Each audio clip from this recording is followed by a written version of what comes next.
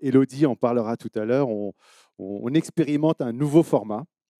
C'est une expérimentation, un nouveau format de masterclass. Alors, vous avez déjà entendu parler de ce concept de rassemblement, soit grand format ou petit format, mais dont l'objectif est de rentrer un petit peu plus en profondeur dans certains sujets. C'est ce qu'on va faire aujourd'hui avec nos experts que je vais vous présenter tout de suite. Donc, tout d'abord, dans l'ordre alphabétique, Sandy Battendier, le gérant des magasins Intersport sur les saisies. Je vous remercie de l'applaudir.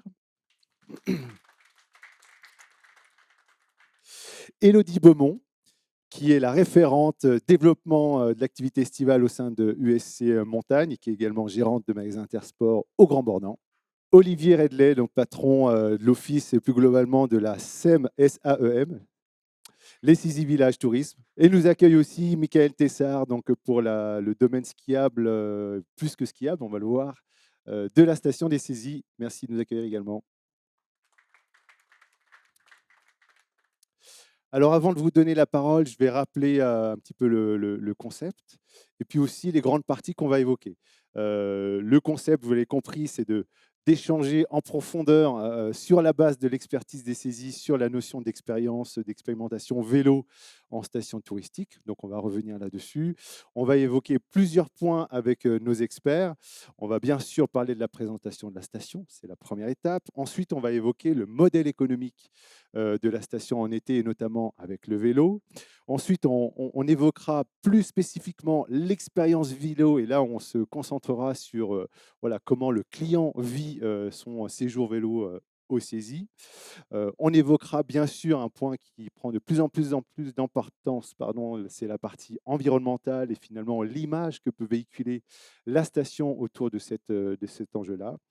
Et enfin, conclusion avec à la fois les perspectives d'évolution aux saisies et puis comment les uns et les autres vous pouvez comment dire, prendre quelques recettes finalement de la station. C'est un peu ça l'objet. Est-ce que ça vous convient d'abord? Ça va? Est-ce qu'il y a des choses qu'on a oubliées déjà dans ce premier programme? Non? Alors, je vous propose de commencer en donnant la parole à Élodie. Encore une fois, Élodie Beaumont, qui est la référente du groupe de travail développement de l'activité estivale. Depuis 2023, si je ne m'abuse, on a lancé à ta demande ce groupe de travail et je pense que c'est important que tu puisses, en introduction, rappeler la mission de ce groupe et puis aussi peut-être une ou deux actualités sur lesquelles on travaille ensemble.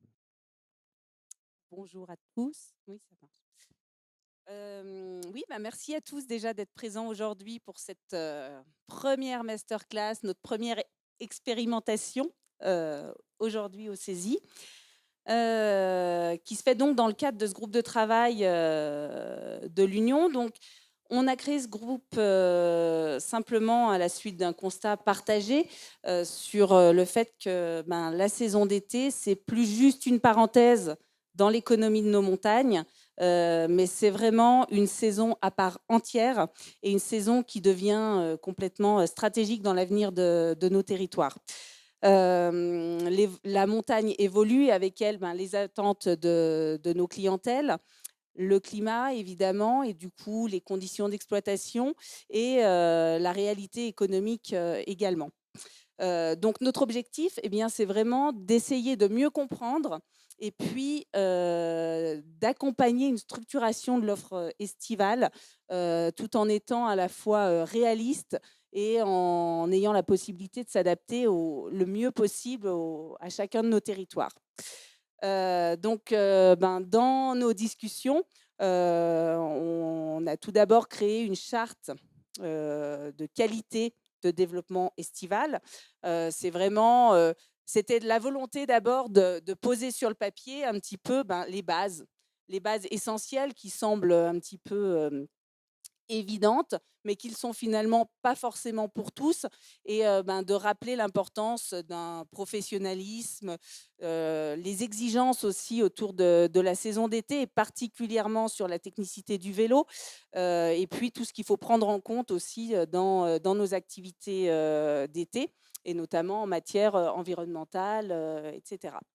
Et puis, au fil de nos discussions, on s'est dit que l'été, c'est aussi une saison qui encore plus, l'hiver, ça se fait beaucoup plus naturellement, mais on a besoin d'avoir davantage d'échanges. Il y a beaucoup de transversalité et on a besoin, pour avancer, pour progresser sur cette saison, de faciliter un petit peu les échanges entre les différents acteurs, de la montagne. Et l'objectif, voilà, de cette première classe, merci, à vous, d'avoir donné la possibilité de l'organiser ici. Je pense que vous êtes, c'est pas un hasard que ça se passe ici. Les Saisies, c'est quand même une station emblématique, je pense, de l'été. C'est pas nouveau pour vous. Vous avez un vrai savoir-faire, une vraie expérimentation. Et l'idée, ça va être un petit peu de venir puiser des idées chez vous, de voir un petit peu tout ce qui fait que la saison estivale et voilà, tous les ingrédients qui font que cette saison, et notamment autour du vélo, peut être une réussite. Ça ne veut pas dire que c'est facile, mais en tout cas, vous allez nous prouver en tout cas que c'est possible. Donc voilà, un petit peu l'objectif de cet après-midi. Alors, merci beaucoup, Élodie. Avant de passer la parole à nos experts des saisies, je vous propose qu'on regarde un film, hein. Et puis ensuite, Olivier, je pense que tu prendras le relais pour commencer. Alors, il y a un petit travail un peu technique de chiffres, et je pense que ce sera intéressant. Vous aurez accès à ces données, hein, je pense, il n'y a rien de confidentiel, même si ce ne sont pas forcément des chiffres que vous avez accès habituellement. Donc, on regarde le film et ensuite, on rentre un peu dans le vif du détail du fonctionnement de la station.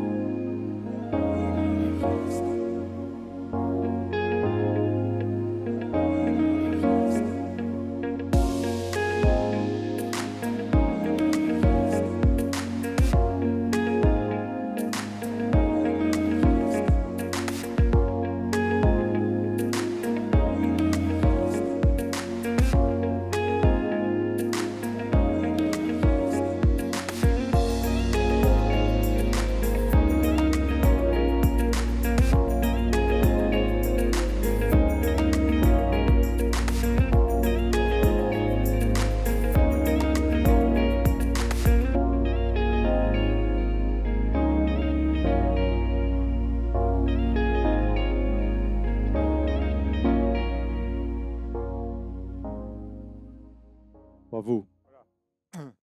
Donc, notre film été, donc juste pour me présenter très rapidement, Olivier Redley, moi, je dirige la SEM, les Saisies Village Tourisme aux Saisies. Donc la SEM, c'est une société anonyme d'économie mixte dont les actionnaires sont les remontées mécaniques, le syndicat intercommunal des Saisies, le CIVOM des Saisies, qui regroupe donc les 3 communes qui gèrent la station des Saisies, Cré-Voland, Villars-sur-Doron et Haute-Luce. Et aussi, on a dans nos actionnaires des socioprofessionnels qui sont actionnaires à hauteur de 10%. Donc moi, je gère 3 entités, l'Office du tourisme, une centrale de réservation, et puis le centre aquasportif qui est juste à côté, et ce restaurant bowling. Je vais vous présenter très rapidement la station. On va regarder sur le slide d'après quelques chiffres. Sur la station, on a 18 500 lits. On fait à peu près 391 000 nuitées l'été, ce qui représente 29% de nos nuitées. Donc le poids de l'été chez nous est très important. À peu près 954 000 nuitées l'hiver. On a une clientèle internationale chez nous qui est faible, hein. On est à 93% sur une clientèle française, donc 7% de clientèle étrangère, et qui sont quasiment les mêmes l'été que l'hiver. On a notre première clientèle étrangère qui sont les Belges, ensuite les Hollandais, les Allemands l'été et les Anglais l'hiver. Une particularité de notre station également, c'est le taux de fidélisation. On a une clientèle qui est fidèle à 86%. Donc, on n'a que 14% de nouveaux clients. Donc, c'est très positif et aussi un enjeu d'aller reconquérir et acquérir une nouvelle clientèle. Voilà, et on a une clientèle qui vient pour certaines depuis plus de 30 ans, plus de 20 ans, plus de 10 ans. Donc, voilà, on a cette clientèle qui est familiale, enfant, et qui est extrêmement fidèle sur la station. Donc, le poids de l'été, 30% de nos nuitées, on va le détailler après. C'est effectivement très important. Sur les dépenses, on va peut-être commenter à 2 voix avec Michael. Le poids économique, donc là on est sur des chiffres G2A que vous devez connaître, hein. Le poids économique de l'hiver, les retombées économiques, c'est un peu plus de 94, quasiment 95 millions d'euros. Avec, vas-y si tu veux évoquer les répartitions des différents acteurs. Là, c'est un focus sur l'hiver et puis vous aurez le parallèle sur l'été. Ce qui est important de regarder et ce qui est assez intéressant de regarder, c'est le rapport de force des activités entre elles. Entre l'hiver et l'été, on a un dénominateur commun, c'est que les hébergeurs sont les entités qui font le plus de chiffre d'affaires concrètement en termes de business. L'hiver, le deuxième opérateur, c'est la société de remontée mécanique. C'est très souvent comme ça que ça fonctionne. Derrière, on a d'autres apporteurs d'affaires, donc les commerces. On voit que les magasins de sport sont à peu près 7% du business. Il y a les écoles de ski. Et ce qui est pas mal, c'est que si on passe donc 94 millions de retombées directes sur le territoire, si on passe sur la slide d'après et sur celle de l'été, donc déjà on voit le rapport de force du business, 94 millions contre 16 millions d'euros, donc rien à voir en termes de rapport de force. On voit que les hébergeurs sont toujours la première entité. Et du coup, là, ce qui change, c'est qu'on voit que les restaurateurs représentent 20% du business, les commerces 20% du business, et la société de remontée mécanique, là, est presque 6% du business. 950 000 euros, qui est le record. Ça, c'est l'été dernier, c'est le record de chiffre d'affaires de notre société. 950 000 TTC, là, on parle. Donc ça, je trouve que c'est quelque chose qui est à regarder parce qu'à aujourd'hui, tout le travail qui est fait, on n'est pas sur une rentabilité directe. À aujourd'hui, nous, ce qu'on cherche en termes d'approche, c'est de répondre à la demande du business. Ce qui est certain, c'est qu'on est convaincu qu'il y a une capacité à faire du business. Parce que quand il y a 29 à 30% des nuitées touristiques qui se font l'été, il y a quelque chose à faire. La difficulté qu'on a, c'est comment on transforme. C'est là où c'est plus délicat et plus compliqué. Par contre, la rentabilité de l'hiver nous permet de faire beaucoup de choses, d'aménager, d'investir et d'écrire l'histoire. Donc, on en est à cette étape-là. Et ce qui est pas mal à mesurer, c'est qu'on a 950 000 euros l'été dernier. Le premier été un peu conséquent, c'était l'été 2010 sur les saisies, quand il y a eu la création du bike park à l'époque. Et c'était 50 000 euros le chiffre d'affaires. Voilà, les choses évoluent d'année en année. Et ce qui est intéressant, et c'est ce qu'on évoquait quand on préparait tout à l'heure la présentation de cet après-midi, c'est qu'aujourd'hui, on a une dynamique qui est identique. Nous, on est toujours sur un volume de croissance sur la phase hivernale. Et aujourd'hui, la croissance est la même entre l'hiver et celle de l'été. On croît de la même manière. Donc ça, c'est très encourageant. Par contre, on suit les gouttes. Ça, c'est sûr, on y passe énormément d'énergie. Nos équipes sont très mobilisées en interne, que ce soit les équipes d'Olivier ou les nôtres. On y pense beaucoup d'heures carrées. Et pour nous, c'est le sens de l'histoire. On continue. On reviendra, si vous voulez, sur les slides. On Avec plaisir, comme ça, vous on aurez répondra à toutes vos questions. On a le temps de revenir. Vous parlez de l'offre VTT, après on parlera de la gestion. Aujourd'hui, on a effectivement 14 pistes de DH, donc sur le bike park, Mickaël en parlait, on a à peu près 170 km de cross-country, 6 pistes d'enduro, des pistes de VAE, et puis un pump track. Donc on couvre en tout cas sur la partie VTT tous les types de vélos possibles, inimaginables. Le gravel est même possible. Aujourd'hui, on n'a pas encore de piste labellisée gravel, mais en tout cas, on peut faire du gravel chez nous. Et puis, une particularité, je vais laisser Mickaël en parler, c'est qu'on a la chance d'avoir un opérateur remontée mécanique qui ouvre très tôt, qui ferme tard et qui joue jeu d'une ouverture de télésiège tout l'été, en 7 jours sur 7, pour un accès piéton et vélo à notre domaine. C'est ça, oui. En termes d'approche, nous, ce qu'on souhaite, c'est avoir une offre de la mi-juin à fin septembre. Donc, on a ouvert, par exemple, cette année le 14-15 juin sur un week-end de préouverture. Et depuis ce samedi, on est ouvert 7 jours sur 7 jusqu'au 7 septembre avec une offre composée de remontées mécaniques, mais pas que des remontées mécaniques. Et on fait également 2 week-ends en septembre. On est dans cette dynamique et on essaye d'embarquer d'autres opérateurs. Notamment, depuis l'été dernier, on est ouvert une semaine de plus en septembre. Et c'est lié en fait à une signature d'un contrat important pour nous, un contrat au lit avec la société Bellambra, qui est le principal hébergeur des saisies, qui est un peu plus de 1000 lits touristiques et qui est notre principal partenaire hébergeur sur notre destination.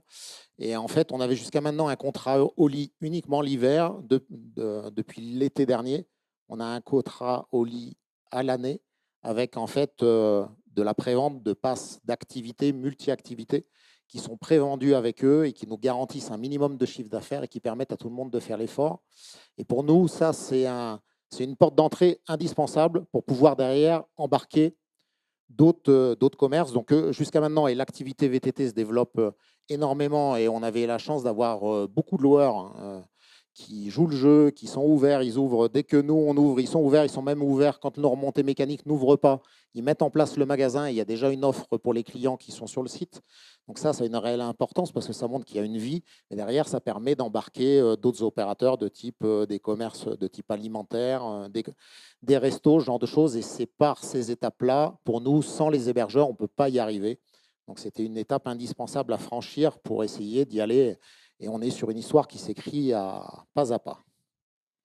C'est- Une initiative un peu originale ou Oui, nouvelle? c'est les navettes nature. On a la chance d'avoir la communauté de communes d'Arlisère, donc qui regroupe une quarantaine de communes autour d'Albertville, qui a mis en place il y a quelques années des navettes gratuites qui s'appellent les navettes nature, qui existent du 5 juillet au 31 août et qui vont desservir tout le Beaufortain et tout le Val d'Arly. Et qui vont permettre à des VTTistes, à des enduristes en tout cas, ou à des riders de venir chez nous, de venir passer une journée via ces navettes gratuites, j'insiste, et ensuite de redescendre alors, ou via les navettes ou via les pistes d'enduro sur Beaufort, sur Albertville. Voilà. Donc ça, c'est vraiment une chance. C'est des navettes qui sont toutes équipées de remorques équipées pour transporter des VTT. Et ça, c'est une véritable chance de proposer cette mobilité, en tout cas, à nos clients l'été. Juste pour bien préciser, Olivier, donc on peut utiliser la navette aussi que si on est à pied. Hein, c'est pas Exactement. uniquement Oui, en vélo. là, Hein, je parlais tout à fait. C'est on est ouvert d'accord aux que. piétons, aux Ok. randonneurs, gens qui veulent monter à la journée. Ok. L'offre est complète et en termes de produits insolites, par exemple, on peut partir du sommet de Bizane, qui est une des 3 remontées mécaniques qui est exploitée, et aller jusqu'à Albertville par une piste enduro et remonter avec les navettes. Donc en fait, ça vient parfaitement compléter l'offre directement qu'on a sur site, avec une offre vraiment complète. Et c'est vrai que les clients qui font de l'enduro ont vraiment C'est la Dev une, Albertville qui fait 19 une km de approche. descente C'est jusqu'à ça. Albertville. Le Beaufortain est très réputé pour cette offre-là. Alors, vous n'avez pas forcément évoqué le relief qu'on a au saisie, mais peut-être justement là, on évoque une descente de 19 km. Est-ce que c'est accessible à tout le monde? Est-ce que c'est exigeant? Alors, Comment finalement vous vous positionnez avec ce relief particulier qu'on a au saisie? on a tendance à dire qu'on a une montagne douce et accessible avec Michael. C'est notre signature, voilà, et on en est fiers, aussi bien pour le ski que pour le sport outdoor. Aujourd'hui, effectivement, on peut faire des kilomètres sans avoir à faire des gros dénivelés. C'est vrai en VTT, c'est vrai en trail, on en parlera tout de suite après. Et on a un bike park, Michael en parlera tout à l'heure aussi, dont la signature est un positionnement accessible. Voilà, on a aussi une piste rouge et une piste noire si on veut se faire un peu peur ou en tout cas avoir des sensations. Mais on a surtout un bike park avec des pistes bleues, vertes pour le plus grand nombre. Et nous, notre plaisir, notamment sur le bike park, c'est de voir des familles entières de parents et des enfants derrière qui effectivement dévalent les pistes du bike park. Voilà, on ne veut pas concurrencer des bike parks comme Léger ou comme Châtel qui ont des bike parks beaucoup plus engagés. C'est pas notre montagne, c'est pas notre enjeu. Et j'en reparlerai sur le Saisie Bike Festival qui était notre événement de ce week-end. Je pense qu'on a la confirmation par le public qui était présent de ce positionnement. On continue la Oui. présentation. Voilà, on a aussi un espace cyclo labellisé FFC avec effectivement des parcours au départ des saisies, un peu plus de 600 km de parcours. On peut effectivement aller jusqu'au col des Aravis. On a la chance d'avoir le col du Pré, le Cormet de Roseland. Enfin, voilà, on a une multitude de cols autour de nous mythiques, accessibles. Et puis on a la chance aussi d'être sur la route des Grandes Alpes. Et on a un nombre incalculable de cyclistes qui font cette route des Grandes Alpes, qui partent d'Évian, qui descendent jusqu'à Nice et qui passent par les saisies. On évoque les activités autres que le vélo. Oui, on a également, voilà, comme beaucoup de stations, une activité trail. Aujourd'hui, on a un partenariat avec Rossignol et on est effectivement One Piste, mais on propose des itinéraires de randonnée. Il y a un peu plus de 350 km de sentiers dans le Beaufortain au départ des saisies. On a aussi 6 parcours de trail qui sont accessibles de 10 à 40 km avec là aussi tous les dénivelés possibles sur la station et du trail très accessible.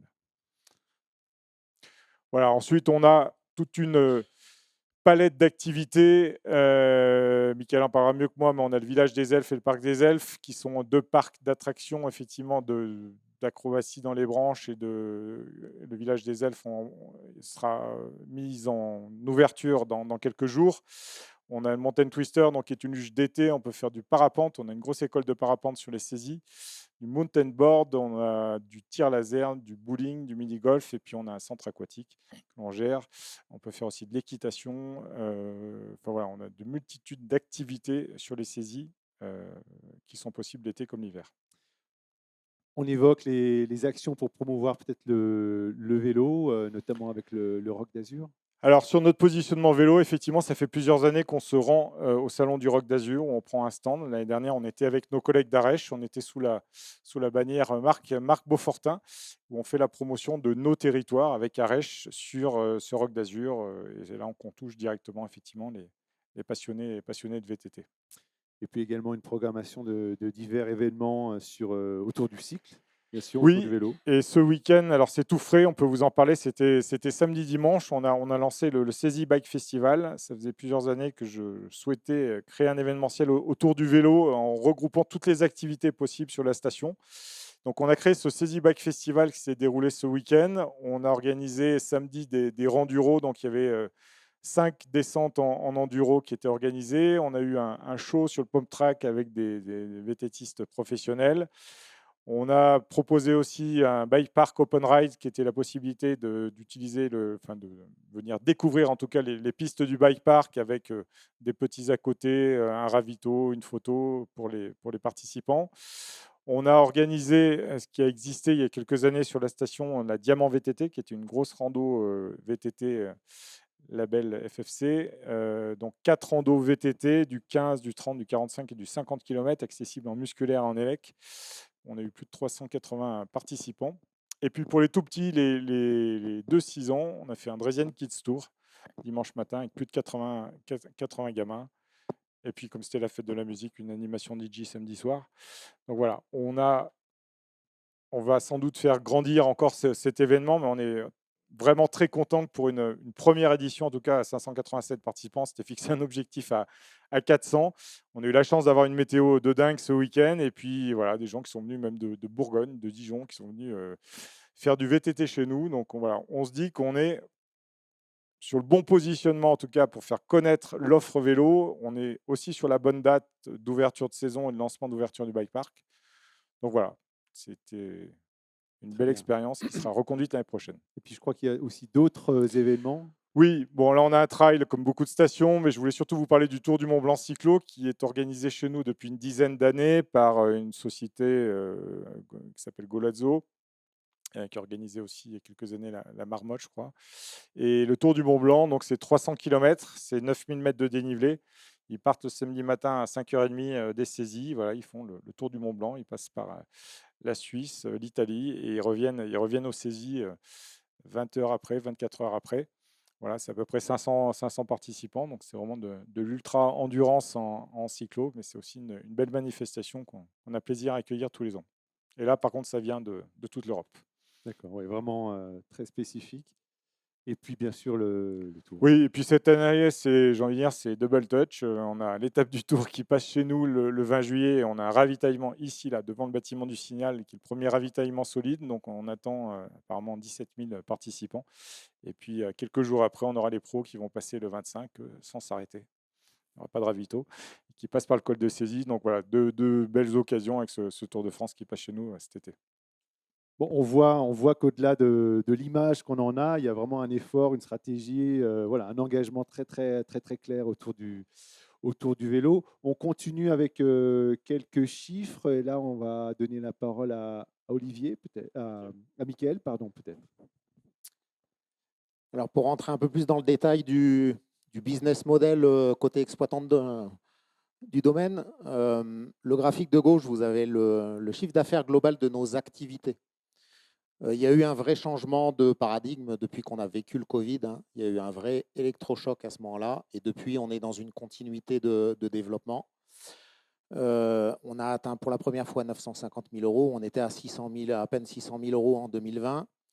Régulièrement, par contre, on vient réaliser des aménagements. En 2020, on a créé le Balcon sur le Mont Blanc, qui est une plateforme panoramique tout en bois destinée à la clientèle contemplative et qui devait donner un intérêt à drainer du client, qu'il soit piéton, vététiste, peu importe son mode de mobilité, pour valoriser un de nos points de vue. Ça vit très clairement l'hiver et l'été. En 2022, on a créé un parc de loisirs, le parc des Elfes, qui est une surface aménagée dans 7000 m² de forêt, avec le principe, c'est des aménagements au sol, dans les arbres, avec des trop gros trampolines, ce genre de choses, mais le principe sans EPI, la sécurité gérée à 100%, pour que tous les usagers puissent en bénéficier. Et puis cet été, on ouvrira dans 15 jours un nouveau parc de loisirs qui verra le jour sur l'espace Erwinac, qui est le cœur de notre station, juste à côté de notre luge 4 saisons, qui existe, elle, depuis 2009. Donc, vous voyez, on est sur de l'action régulière pour venir écrire l'histoire et en fait venir étoffer l'offre. L'activité VTT représente 2/3 des passages générés sur nos remontées mécaniques. On a une véritable capacité, c'est ce qu'on a remarqué au lendemain du Covid, sur la capacité à développer par contre l'accessibilité piéton, avec vraiment une offre grand public. Le VTT, en effet, comme l'évoquait Olivier, on cherche à avoir dans nos pistes de VTT, avoir une offre type piste verte, grand public, au maximum accessible. Ça, c'est notre marque de fabrique. On a la chance d'avoir un terrain qui s'y prête, hein. On n'est pas sur du rocher ici, de l'aménagement dans la terre, qui facilite grandement les choses. Et donc ça, c'est une vraie marque de fabrique et on souhaite que des enfants et des familles puissent se rendre et utiliser l'outil. Donc ça fonctionne. Le VTT représente un peu moins de 300 000 euros. Donc, vous voyez, ce n'est pas la totalité du chiffre d'affaires. Mais par contre, c'est l'ensemble. Et c'est l'ensemble de ces activités qui se développent qui fait que petit à petit, on arrive à franchir des étapes. Et quand au début, les remontées mécaniques ont ouvert avec une seule remontée mécanique 2 jours par semaine, aujourd'hui, on est sur 3 TSD6 qui fonctionnent, qui ne ferment plus le midi, alors qu'il y a encore quelques années de ça, certains fermaient le midi, qui permettent de venir mettre 2 portes VTT là où il n'y en avait qu'un auparavant. Et c'était des demandes des sociopros, notamment des écoles de vélo, puisqu'on a des écoles de vélo qui sont rattachées en fait au magasin pour avoir l'organisation de l'offre et de l'encadrement qui va en plus du matériel. Donc c'est tout ça qui fait que ça nous permet d'avoir une offre à la fin qui ressemble à quelque chose, qui montre en même temps. On a la chance d'être sur la route des Grandes Alpes, comme le disait Olivier. Et donc nos appareils traversant cette route, ça donne une impression de vie quand on traverse et ça donne l'envie de s'arrêter. Donc on est là-dessus. Malgré tout, pour pondérer tout ça, à l'échelle de notre société, le chiffre d'affaires de l'été, c'est 3,5% de notre chiffre d'affaires de l'année. Donc quand je dis qu'on y met la sueur et les gouttes, aujourd'hui, on en est là, on y met beaucoup d'énergie, on investit beaucoup dessus, on aménage régulièrement, mais il se passe des choses. L'avantage, c'est qu'il y a un vrai effet où on peut venir mobiliser notre organisation de l'hiver qui est très structurée et mettre des moyens pour venir staffer l'été. Et puis, il y a des choses qui existent. Un exemple, je ne vous en donne qu'un. On a créé un poste de chargé de mission diversification touristique au sein de notre société depuis décembre dernier, et ce n'est pas pour rien. Donc voilà, on investit dans l'avenir et c'est ça qui permet d'avancer plus vite. Et on l'a fait parce qu'on trouvait qu'on n'allait pas assez vite, alors qu'on a des moyens et que les moyens de l'hiver doivent servir aussi à ça. Quelques mots sur le bike park. Donc le bike park, c'est 14 pistes de VTT, 3 télésièges débrayables. Les principaux, le Char du Beurre et les Jets, c'est là où l'offre est essentiellement concentrée. Le télésiège de Bizane, l'offre est plus réduite. On est sur une seule piste de VTT desservie. C'est lié au contexte de cette zone-là où on est essentiellement vraiment dans l'alpage. Hein. Un dénominateur important à avoir en tête, c'est qu'on est dans le contexte AOP Beaufort ici. On a 25 exploitants agricoles sur notre territoire.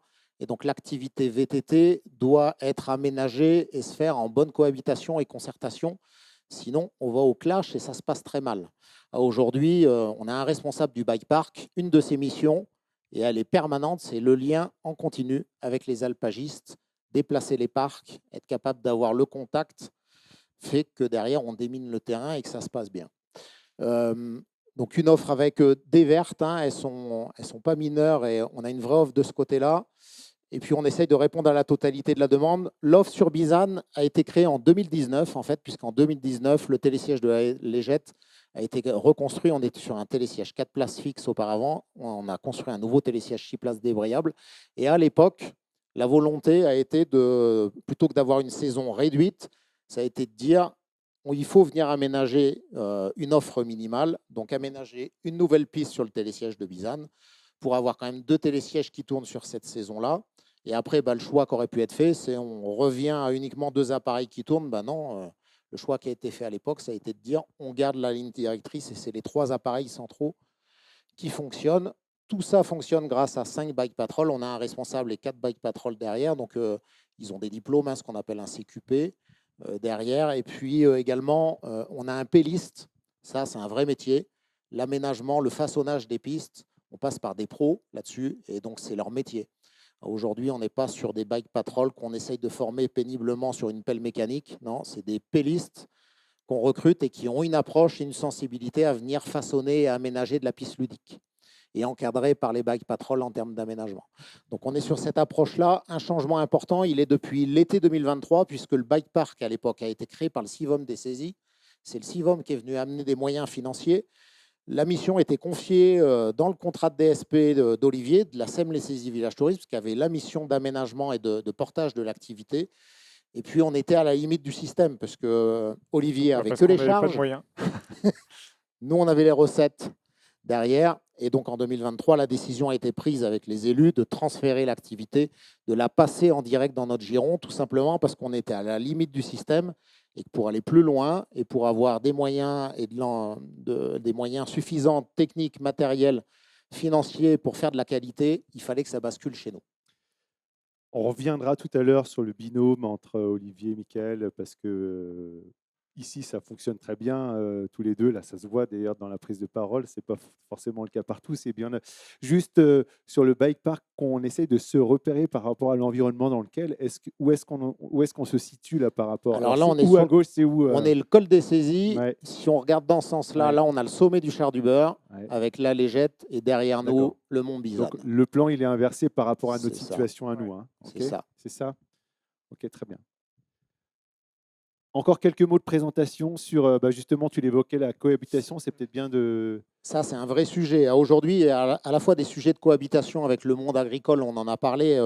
On a travaillé très fortement, mais pas tout seul là-dessus. On est accompagné par la Société d'économie alpestre, la SEA 73, avec qui on travaille main dans la main là-dessus. Et on a travaillé à venir créer des supports en fait, pédagogiques de sensibilisation. On travaille avec eux aussi et nous accompagnent dans le cadre des relations directes avec les agriculteurs, parce que le message n'est pas toujours évident. Des fois, c'est compliqué avec certaines personnes. Donc aujourd'hui, on est dans cette démarche-là. Et puis aujourd'hui, il y a des vrais enjeux de cohabitation aussi, interactivité. Les piétons avec les vététistes, avec les voitures, avec tout ce qu'on connaît. Donc ça, c'est un sujet à ne pas négliger. Et on doit aujourd'hui être capable de gérer les activités et de leur définir des zones d'activité dédiées et de gérer les conflits d'usage, les croisements. Ça, c'est un indispensable. Autre chose également qui a été assez fort sur notre territoire, depuis quelques années, on ferme les accès routiers au sommet de nos montagnes. Il y a des routes goudronnées qui donnent l'accès. Et pourtant, sur les périodes de forte fréquentation, en juillet et août, les routes sont fermées soit par une barrière, soit par un arrêté restrictif d'autorisation de circulation.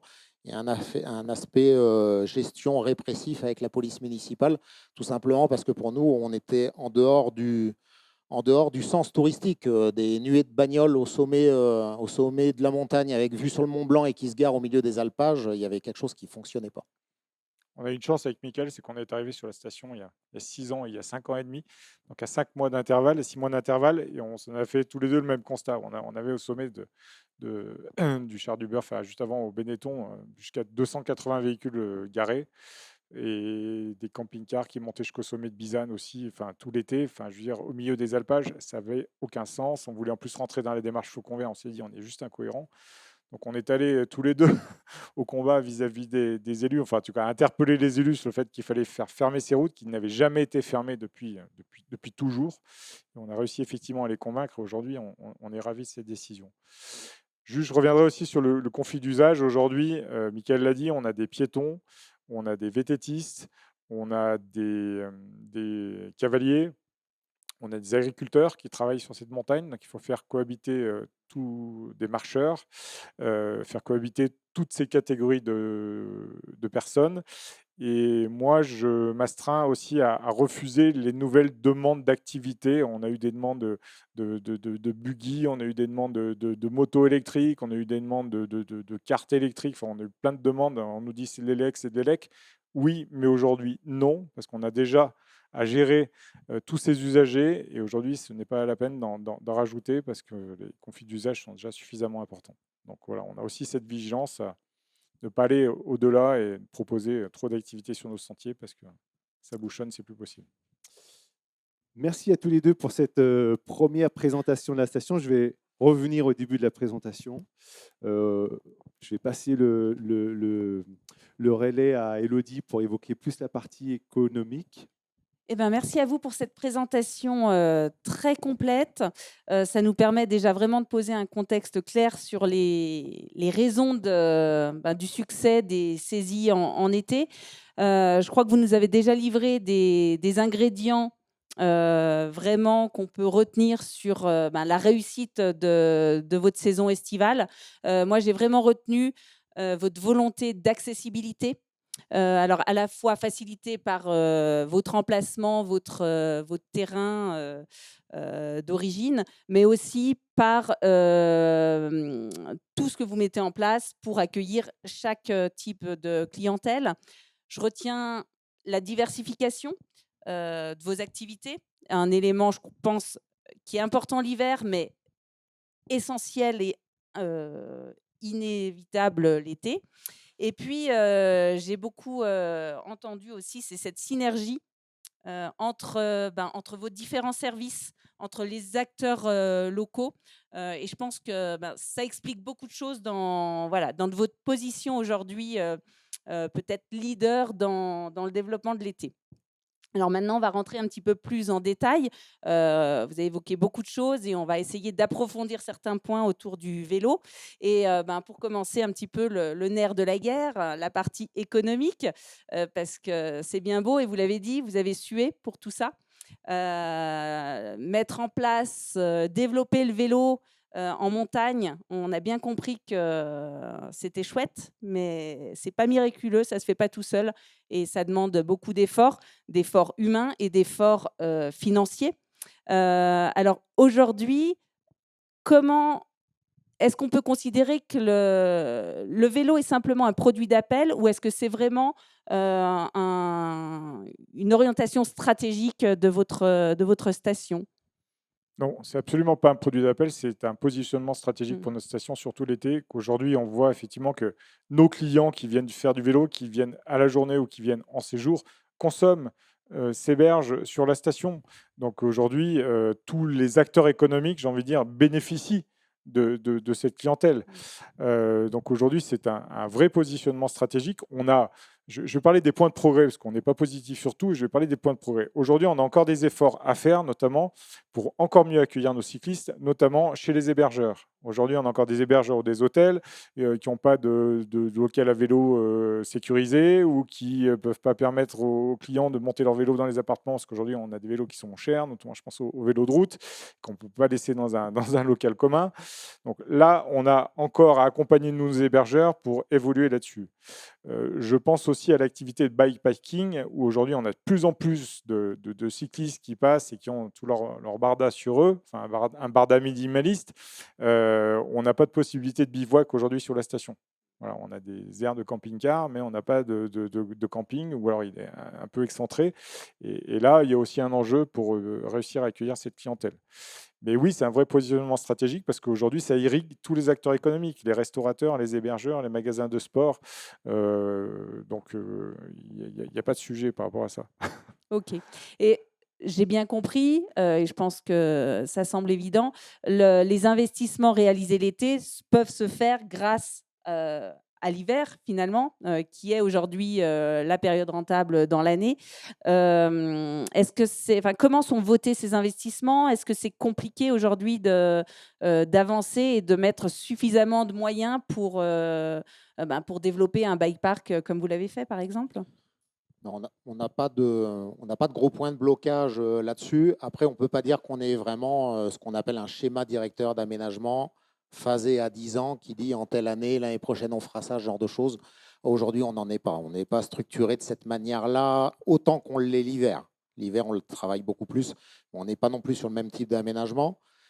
Ce qui est certain, c'est qu'il ne faut pas être timide. Il a un autre message là. Mais à aujourd'hui, il ne faut pas avoir peur de mettre une somme pour que ça marche.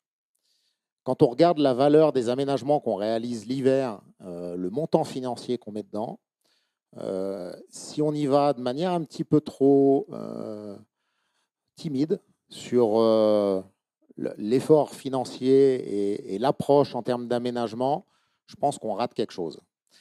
Et on le voit un peu trop souvent. Donc à aujourd'hui, on a une chance, c'est qu'on est hyper rentable. C'est notre scénario chez nous. On a la maîtrise de notre destin. Ça, c'est une volonté de nos élus. Hein. Aujourd'hui, ils ont la maîtrise sur notre société, puisqu'on est une société privée, mais à capitaux 100% publics. Les actionnaires de la SPL sont les communes.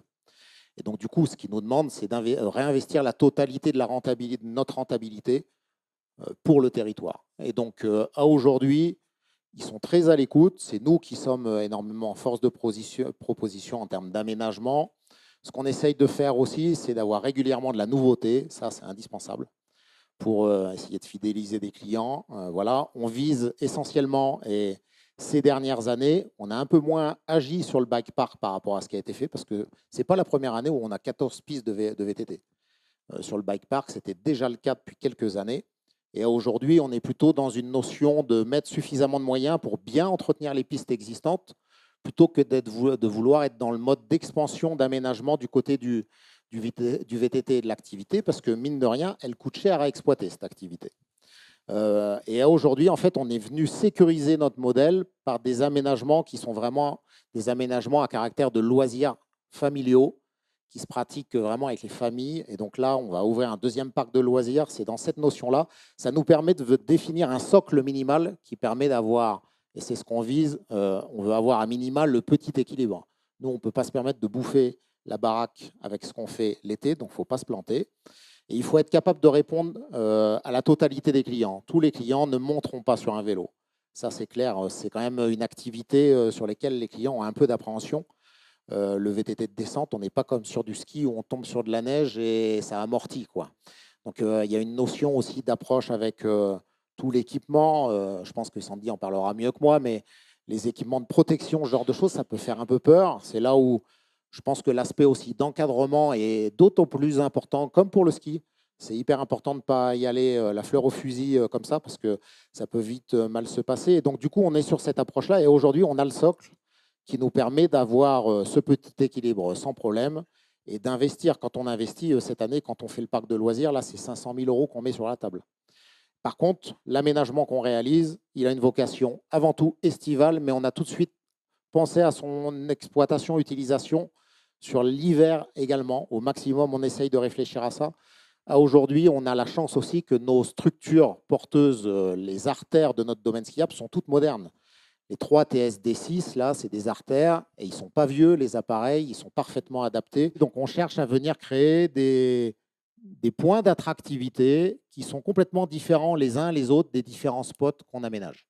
Et ce qui est certain aussi, c'est que notre approche, c'est qu'on ne veut surtout pas du copier-coller des stations les uns les autres. Ça, à bas, ce genre d'approche, il faut que ça colle à l'image du territoire, aux forces. Et aujourd'hui, on met une importance importante, une importance forte dans l'aménagement. L'aménagement qu'on réalise là, qui est cœur station sur le col des Saisies, c'est tout en bois, c'est pas pour rien. Ça sera à 100% démonté pour tout ce qui est sur le front de neige, parce que c'est indispensable pour que l'hiver fonctionne.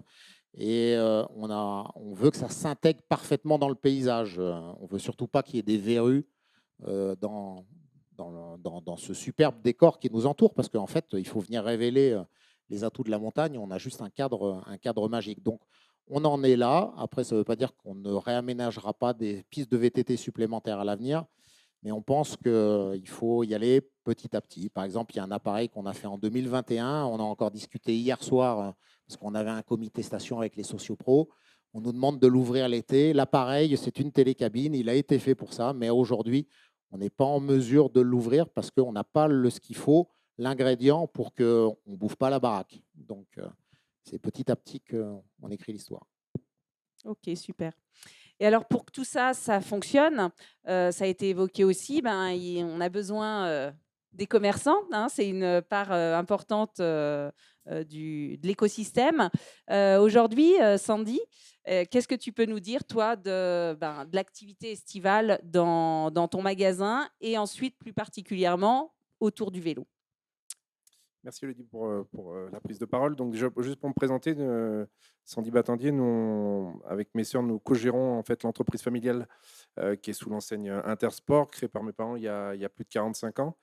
Donc vous l'avez bien compris, c'est quand même un vrai challenge aussi que de suivre en parallèle toute l'évolution de ce qui est mis en place par l'intermédiaire aussi des remontées mécaniques et de la SEM. Donc nous, on se doit dans un premier temps, d'avoir une offre qui soit l'équivalence, qui soit équivalente à l'ambition et aux investissements qui sont mis en place sur la station. En ce qui nous concerne, donc nous, on a eu fait du vélo il y a très longtemps. Il y a une quarantaine d'années, mon papa avait essayé de mettre en place le VTT. C'est quelque chose qu'il a réussi à maintenir, on va dire, pendant une quinzaine d'années. Après, il y a vraiment eu une décote du vélo en montagne, hein. Ça s'est réveillé avec voilà, l'ouverture un peu des bike parks il y a peut-être 25 ou 30 ans sur des stations comme les Deux Alpes, les Gets, Châtel, qui ont été, je pense, quoi qu'il en soit, des stations qui nous ont fait réfléchir il y a une quinzaine d'années à nous lancer dans tout ça. Et c'est vrai que depuis ce moment-là, bah, il y a eu une vraie fenêtre de tir pour nos magasins en station qui, jusqu'à ce moment-là, n'étaient que des magasins de sport traditionnels tournés autour de la randonnée. Nous, on a la chance d'être sur un lieu de passage, de grand passage. Donc, on avait une offre, on va dire, relative, rien à voir peut-être avec ce qu'on vit aujourd'hui. Et donc, le vélo, c'est surtout développé, on va dire, en parallèle ou redéveloppé. J'ai d'autres collègues qui avaient maintenu cette offre avant aussi, mais c'était beaucoup plus intimiste. Et là, c'est vrai qu'il y a eu un vrai essor qui s'est développé. Ça nous a demandé aussi une restructuration un petit peu globale parce que c'était presque un peu un nouveau métier. On se transformait de magasin de sport vraiment typé hiver avec désormais une vocation un peu plus vélociste. Donc il a fallu quand même malgré tout avoir une vraie montée en compétences autour de tout ça parce que ça reste quelque chose d'assez technique. Donc se former à la mécanique, se former à ce monde du vélo qui est quand même un sport à part entière. Donc ça passe par toutes ces phases-là. Et c'est de l'expérience qui est accumulée quand même d'année en année. On monte une équipe, on forme ses salariés, on fait évoluer la discipline aussi en fonction de l'offre qui est proposée sur la station. Donc on a commencé avec des VTT bien sûr semi-rigides, tout suspendus. Les évolutions qu'ont pu avoir les marques nous ont amené à aussi monter en gamme vis-à-vis de tout ce matériel. Aujourd'hui, ben, vous connaissez les vélos, hein. On a des gros vélos de descente avec des débattements de 200 mm. On a des vélos électriques qui sont aussi revenus remodelés. En plus de ça, notre offre, il y a une petite dizaine d'années maintenant, il a fallu qu'on s'adapte à tout ça. Et il a fallu qu'on investisse de la même manière. Il a fallu se créer vraiment euh, voilà, un fonds de roulement autour du vélo. Ça prend du temps. C'est quand même des investissements qui sont assez colossaux. Si on doit ramener ça aux investissements qu'on fait l'hiver par rapport à l'activité qu'on fait l'hiver, c'est pas du tout les mêmes ratios, c'est pas du tout la même rentabilité. Et on est beaucoup plus sur les ratios que Mickaël a pu présenter concernant la location de ski. J'aurais quelques chiffres s'il fallait développer, mais on est vraiment sur des ratios qui sont plutôt en parallèle malgré tout de la progression que tu peux avoir, avec quand même un gros investissement. Donc tout ça pour dire que malgré tout, c'est pas un Eldorado non plus, hein. Ça demande beaucoup d'investissement. Ça demande aussi de s'investir à titre socio-professionnel dans le schéma, on va dire, global du territoire. Il faut que le socio-professionnel soit un réel ambassadeur aussi de sa marque, des activités qui y sont présentes.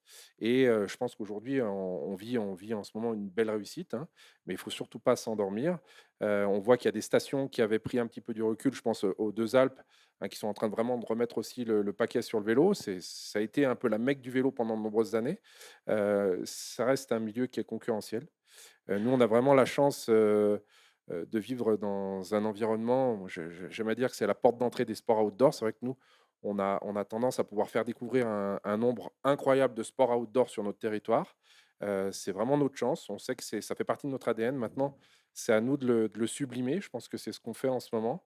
Ça demande beaucoup d'efforts, ça demande beaucoup de cohésion, forcément avec des bonnes choses, des choses plus compliquées, mais voilà. Surtout ne pas dire que ça se fait du jour au lendemain. C'est un travail de longue haleine, avec de grosses volontés privées et publiques. Et puis des gens aussi performants qui ont une vision et qui accompagnent ce territoire voilà, sur du long terme, avec ces problématiques aussi de transition écologique, structurelle, sociétale qu'on connaît aujourd'hui. Complètement. Et on en revient encore à cette accessibilité, cette diversification, cette synergie entre les acteurs. Et aujourd'hui, l'été, toi, ça représente quoi exactement dans ton année? Alors nous, l'été, dans la physionomie de nos magasins, nous, sur les 4 magasins qu'on possède sur la station, on a 2 magasins qui sont vraiment sur l'artère principale que l'on maintient ouvert l'été. Les 2 autres, il y a pas vraiment d'intérêt à les ouvrir sur l'été. Nous, ça représente à peu près 12,5, 15%, ça dépend des années. Je parle en global, hein, vraiment, l'ouverture des magasins de notre chiffre d'affaires global. Donc ça reste quand même, c'est pas grand-chose, hein. On pourrait se dire que des fois, on aurait meilleur temps d'être en vacances, parce qu'au vu de l'investissement que ça redemande et les achats et voilà, tout ce qu'on connaît, je pense que la rentabilité de l'entreprise, serait tout aussi bonne à ne pas ouvrir l'été. Maintenant, ce rôle d'ambassadeur et voilà, nous, on vit sur notre territoire, on habite sur le terrain de foot, et on se doit d'être ouvert parce qu'on est présent sur l'artère aussi principale. On a ce rôle-là, pour accueillir notre clientèle, d'avoir une offre, d'être achalandé, de manière à répondre à toutes les demandes des gens qui viennent, en vacances, au Cési. Le vélo en particulier, va représenter, à peu près 6 de l'activité, location, globale sur Année, l'année. à l'année. Donc, Ok. de la même manière, hein, c'est beaucoup, beaucoup d'investissement pour malgré tout pas une très grosse rentabilité. Bah, Il faut dans pas ton raisonner cas, que comme ça, hein, mais tu as un parc de combien de vélos, toi, en nous, on a magasin? entre 150 et 170 vélos. Ouais, donc c'est Ça va c'est dépendre pas rien. les années, qu'on essaye de maintenir forcément de bonnes, quoi, d'avoir un parc de vélos récent, le plus récent possible. Donc ça demande aussi d'avoir des vraies filières par rapport à la vente d'occasion, des choses qui se font via des professionnels, qui se font aussi en direct. Ça, c'est un autre point parce qu'on arrive sur un marché qui commence vraiment à être mûr. Et ça se complique aussi également maintenant, hein. Beaucoup de gens sont équipés, et c'est compliqué. Et si je peux encore dire une chose, on essaye justement d'avoir un parc de vélos qui corresponde à notre bike park, surtout pour tout ce qui n'est pas électrique. Et c'est vrai que les gens qui viennent n'ont pas besoin d'avoir ce genre de vélo dans leur garage le reste de l'année. Donc nous, forcément, on investit dans ce parc de vélos, on les a à la location. Mais c'est beaucoup plus compliqué de les revendre derrière puisqu'ils n'en ont pas une autre utilité que quand ils sont sur site, quoi. Et aujourd'hui, on a bien compris l'importance des investissements sur l'été. Est-ce que, sans parler forcément de rentabilité, mais est-ce que tu estimes que tu arrives à l'équilibre à la fin de ta saison d'été? Oui, aujourd'hui, on parle d'équilibre, mais c'est vraiment, il faut arriver à créer un écosystème. Nous, on a été les premiers à mettre en place avec Jérôme Casagrande, qui est présent aussi ici, une école de vélo en collaboration avec notre magasin. Donc, on essaie de coller aussi à cette ambition qu'a la station, c'est-à-dire faire découvrir un sport, voilà, être primo-accédant dans un sport. Donc, on a corrélé nos forces pour encadrer un maximum de gens sur le bike park pour leur faire découvrir ça. Et ça a vraiment été une très grande force et du moins, ça a été un vrai levier de croissance euh, pour l'été. Ok, super. Et une question. Label MCF, j'avais oublié de le dire, c'est important parce que c'est quand même le label le plus représentatif aujourd'hui des écoles de vélo en France. Tout à fait.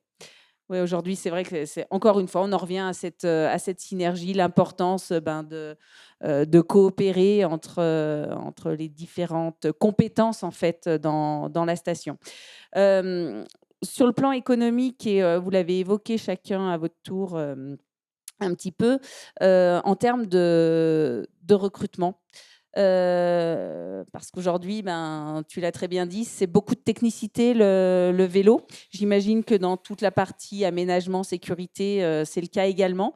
Est-ce qu'il y a une transposabilité de vos équipes hivernales sur l'été? Est-ce que c'est un renouvellement complet de collaborateurs? Et comment vous faites monter en compétences pour arriver à ce qu'il faut? Alors, je disais tout à l'heure, on a 5 bike patrol, un péliste. Il y en a 2 qui travaillent chez nous l'hiver dans cette équipe, qui travaillent soit en montée mécanique ou aux pistes au damage en parallèle. Donc, une des vocations, on n'en a pas parlé, mais le développement l'été permet aussi de fidéliser des collaborateurs. Aujourd'hui, nous, on a de l'emploi qui se développe. On est à 40 saisonniers l'été maintenant. Donc, du coup, ça se développe quand on est 215 l'hiver. Donc, ça permet de fixer du monde sur le territoire. C'est un vrai plus. C'est des métiers spécifiques. Ils ont ce qu'on appelle un CQP Bike Patrol. Donc, c'est une formation qualifiante qu'ils suivent. On a la chance que cette formation, en fait, ça fait des années qu'elle se déroule et qu'elle s'organise sur le territoire des saisies. En fait, donc, on en a eu encore une au printemps, là. Donc ça, des fois, quand on peut avoir besoin de recruter un collaborateur, c'est une chance d'en avoir des tout fraîchement diplômés qui peuvent être sur le territoire.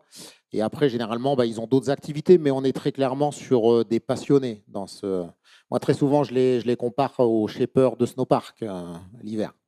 C'est exactement la même fibre. Ce sont des pratiquants. Ils adorent ce qu'ils font.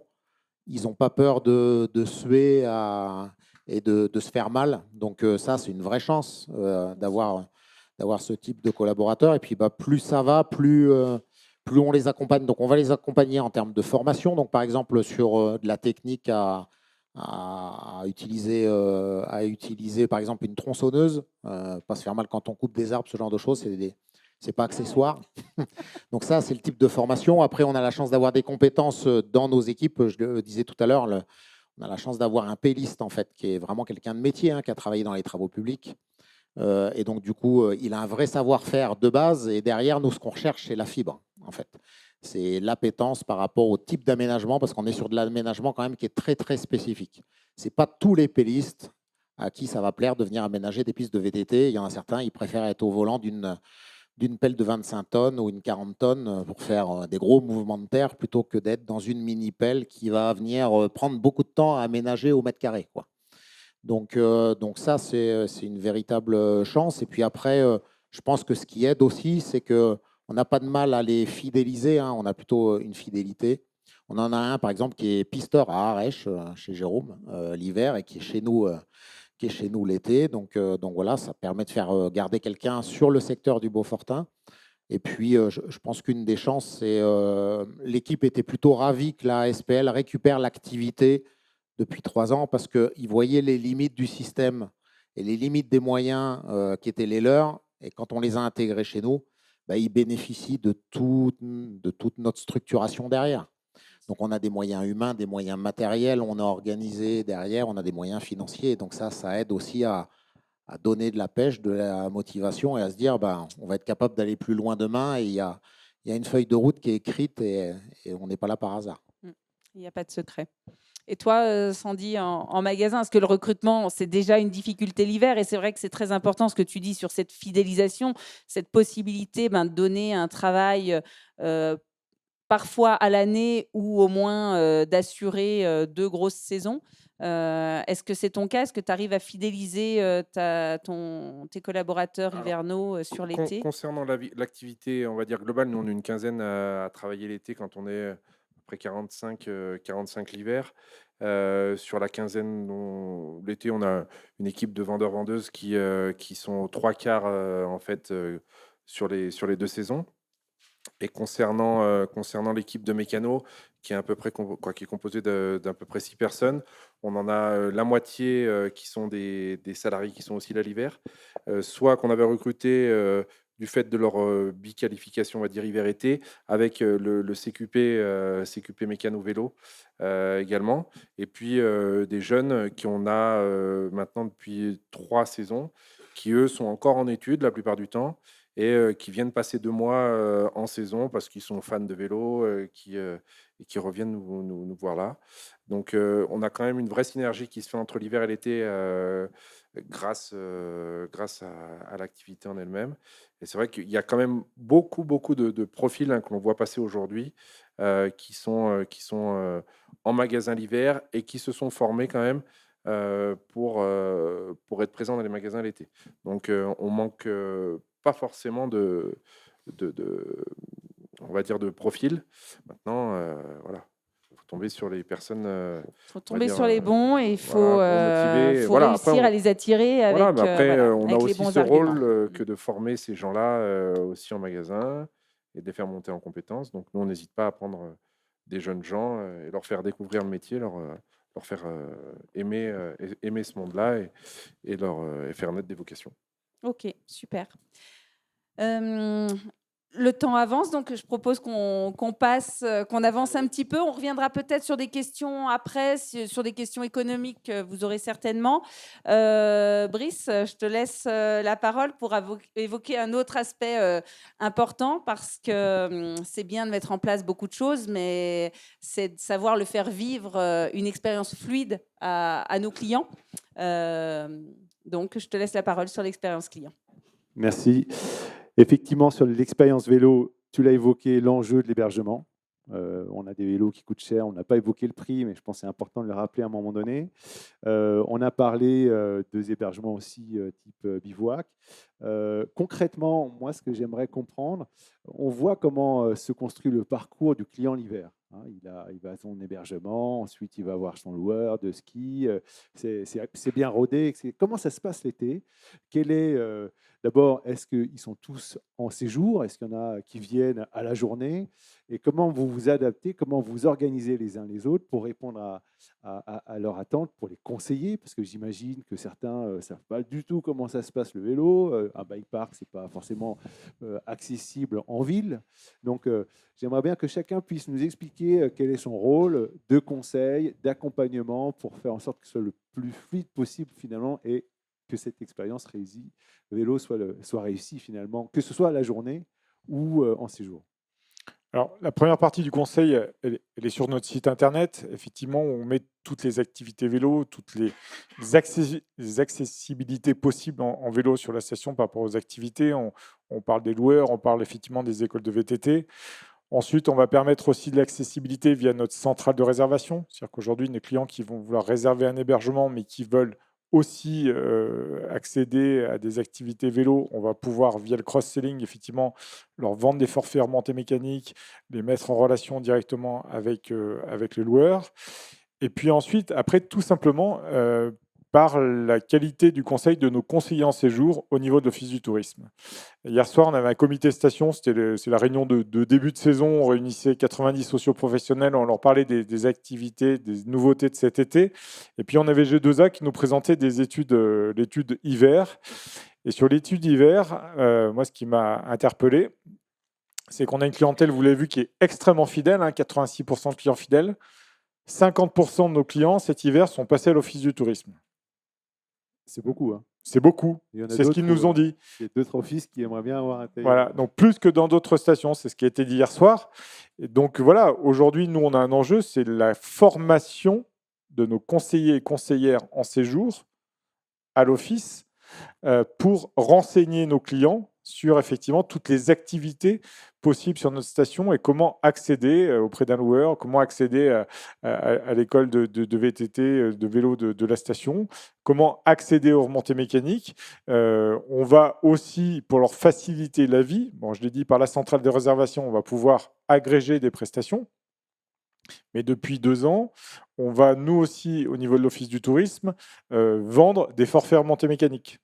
Voilà, on vend les forfaits piétons de Michael pour permettre à nos clients qui sont au desk de pouvoir acheter leur entrée piscine, leur forfait piéton beaucoup plus facilement que faire 4 guichets dans la station. Voilà. Donc, il y a le circuit, donc site internet, je prépare mon séjour ou ma journée, je Ouais, regarde, ma journée. et l'offre est très claire, très lisible, les différentes possibilités. Ensuite, La centrale de réservation centrale où de j'agrège réservation. un hébergement pour 2 jours Ouais. ou une semaine. Je me tourne vers Sandy. Les clients qui viennent chez toi, est-ce qu'ils savent, est-ce qu'ils viennent louer, est-ce qu'ils sont dans une logique de découverte totale, ils ont quel niveau? Effectivement, le travail est fait au niveau de l'office. Est-ce que c'est très clair pour eux quand ils arrivent chez toi? Du moins l'hiver, ils viennent louer des skis, ça c'est clair. Oui, bah, Est-ce que c'est aussi clair l'été? alors, je trouve qu'il y a quand même vraiment aujourd'hui, en fait, il y a comment dire ça? On est en train de les formater malgré tout un petit peu à l'activité, estivale autour du vélo. C'est vrai que nous, notre rôle, ça reste, on est la plupart du temps face à des primo-accédants, surtout, concernant, les utilisateurs du bike park. Donc c'est vrai que nous, ben, de ce fait-là, comme pour l'hiver, pour le ski, on a une gamme de vélos, hein, qui correspond, autant aux adultes qu'aux enfants, à la morphologie aussi, des clients. On est là pour les conseiller et qu'ils aient des vélos qui soient, le plus, maniables possible, et c'est à ce moment-là aussi que nous, la grosse force que l'on a, c'est de travailler en collaboration plus qu'étroite avec l'école de vélo, MCF, puisqu'on essaye, la plupart du temps, de proposer en fait un accompagnement, en leur expliquant que, faire du vélo sur un bike park, c'est pas forcément quelque chose d'inné. L'utilisation, des freins de puissance, le positionnement, passer une bosse, ainsi de suite. Donc les moniteurs sont vraiment là, pour leur faire découvrir, ça, et c'est vrai qu'on se rend compte que ces gens-là, une fois qu'ils sont bien conseillés, ils ont tendance à prendre un cours et des fois revenir et après partir seuls. Et puis ceux qui veulent continuer dans leur progression, bah, continuent forcément avec leur moniteur. Donc c'est vrai on est à la base de ces conseils-là pour que derrière, ils soient orientés, vers une pratique la plus sympathique possible, et également, en essayant de faire très attention à l'aspect, sécuritaire. Puisqu'on fait quand même, le vélo de descente, c'est quand même un sport qui peut potentiellement être, traumatisant, on va dire. La chute. Donc, c'est vrai que nous, on a tout ce volet-là aussi qu'on va gérer, en magasin avec l'ensemble des protections qu'on leur loue. Les casques intégraux, les gilets de protection, les jambières, les gants, les masques, les t-shirts de vélo, quoi, toute la gamme, de tout ce que doit avoir un rider sur le dos, quoi. Donc c'est vrai qu'on est un peu les premières personnes à leur expliquer, un petit peu la notion d'utilisation du vélo sur un bike park, oui. Et après, ben, on fait appel à des professionnels qui sont meilleurs que nous, forcément, pour les encadrer et leur faire découvrir tout ça. Tu voulais rajouter quelque chose? Oui, juste par rapport au parcours client, à l'Office du tourisme, on vend toute la cartographie qu'il y a sur la station, aussi bien en matière de sentiers piétons que de bike park, que de sentiers VTT cross-country. Donc on a aussi un rôle par nos conseillers en séjour de détecter le type de besoin et le type de pratique qu'ils souhaitent sur la station, et ensuite de les orienter bien sûr vers les loueurs experts de la station pour trouver le bon matériel. Mais voilà, on va déjà faire, j'ai envie de dire, ce check-up de besoins pour pouvoir les orienter. Voilà. Est-ce qu'ils ont envie de faire une balade de 5 km, 10 km? Est-ce qu'ils ont envie de faire une rando de 45 km et il y aura peut-être besoin d'un guide VTT? Est-ce qu'ils veulent faire du bike park? Comment ils sont équipés? Et ensuite, on va les orienter vers les loueurs de la station. Michael, donc on voit l'information, la sensibilisation en amont, l'équipement, effectivement, un gros brief en magasin avec éventuellement un accompagnement. Jérôme, on donnera la parole tout à l'heure. Quand je suis sur site, les bike patrol, aujourd'hui, c'est quoi les retours que tu as de leur part? Quels sont les principaux messages, quels sont les... Parce qu'ils peuvent on peut imaginer qu'ils se voient confrontés à des gens qui sont, entre guillemets, je grossis le trait, hein, mais perdus au milieu du site, qui ne savent pas où aller, qui ne savent pas utiliser un vélo parce qu'ils n'ont pas voulu prendre d'accompagnement. Enfin, il y a plein de situations qui peuvent arriver sur les pistes. Oui, les bike patrol, en fait, ils ont plusieurs missions, hein. Ce ne sont pas que des aménageurs et C'est ça, des exactement. constructeurs. Donc, notamment, à partir du moment où on est en ouverture des remontées mécaniques et qu'on n'est pas sur une phase de construction hors ouverture du domaine, on a systématiquement une partie de l'équipe qui est présente en ce qu'on appelle en patrouille, comme l'hiver, en fait, comme sont les missions des pisteurs. Et une de leurs missions, c'est d'être au contact des clients et d'avoir un rôle de conseil, en fait. Donc ça, c'est une vraie mission, mais ce n'est pas la seule mission des bike patrol. Pour rebondir sur ce qu'évoquait Olivier, on va prendre un exemple. La semaine dernière, ça a été la journée d'intégration des saisonniers et de lancement de la saison chez nous. Et ben, par exemple, les équipes d'accueil de l'Office de tourisme, l'après-midi, étaient présentes avec nos équipes. Et l'objectif, c'était faire découvrir à nos équipes nos activités. Parce que très souvent, on n'a pas des pratiquants, en fait. Et donc, le dénominateur, c'était les équipes de vente, les équipes de remontée mécanique, les bike patrol, les hôtesses d'accueil et hôtes d'accueil de l'OT, tout le monde ensemble. On prend les remontées mécaniques. On avait sollicité les magasins pour avoir du prêt de matériel et ils ont joué le jeu. Et du coup, on a été équipés et derrière, on a fait découverte, en fait, des pistes vertes, du bike park pour eux les sensibiliser parce qu'ils sont en contact direct avec les clients. Et du coup, ils ont un rôle de conseil. Ils ont un rôle de conseil, quel que soit leur poste. Par exemple, au niveau les bike patrol ont leur mission. Ils vont avoir la mission aussi, si jamais il y a un accident, de mettre en sécurité la personne. On n'a pas la même mission de délivrance du secours, hein, puisque les secours sont réalisés par les services d'État, essentiellement les pompiers. Donc nous, on passe l'alerte, on met en sécurité. S'il y a quelque chose, ils sont quand même tous secouristes et on est capable de faire les premiers soins. Mais par exemple, nos équipes aux remontées mécaniques ont une mission d'accueil et ils ont des consignes. Un client qui se présente sans casque ne prend pas la remontée mécanique chez nous. Interdiction. Une de nos approches, c'est que ce qu'on voit se développer avec les shotguns là, qui sont devant sur le guidon pour prendre le gamin. Voilà, ça on en voit hein, avec des personnes qui veulent prendre les pistes de descente. Ça, c'est niet chez nous. Aujourd'hui, les consignes, c'est un vélo équipé comme ça ne prend pas la remontée mécanique. Interdiction. Donc voilà, on a des vraies missions de conseil. Et puis après, on parlait du parcours client. L'idée aujourd'hui, c'est d'essayer de faciliter le parcours client. Donc, par exemple, on a un contrat de vente avec toutes les écoles de vélo chez nous où ils ont la possibilité de venir packager une offre entre encadrement, matériel, forfait de remontée mécanique qui leur donne un accès direct et qui leur permet de distribuer le forfait tout de suite dès la réservation plutôt que de devoir passer par l'étape le point de vente, le loueur, le booker le moniteur. Donc, ça fait partie des offres.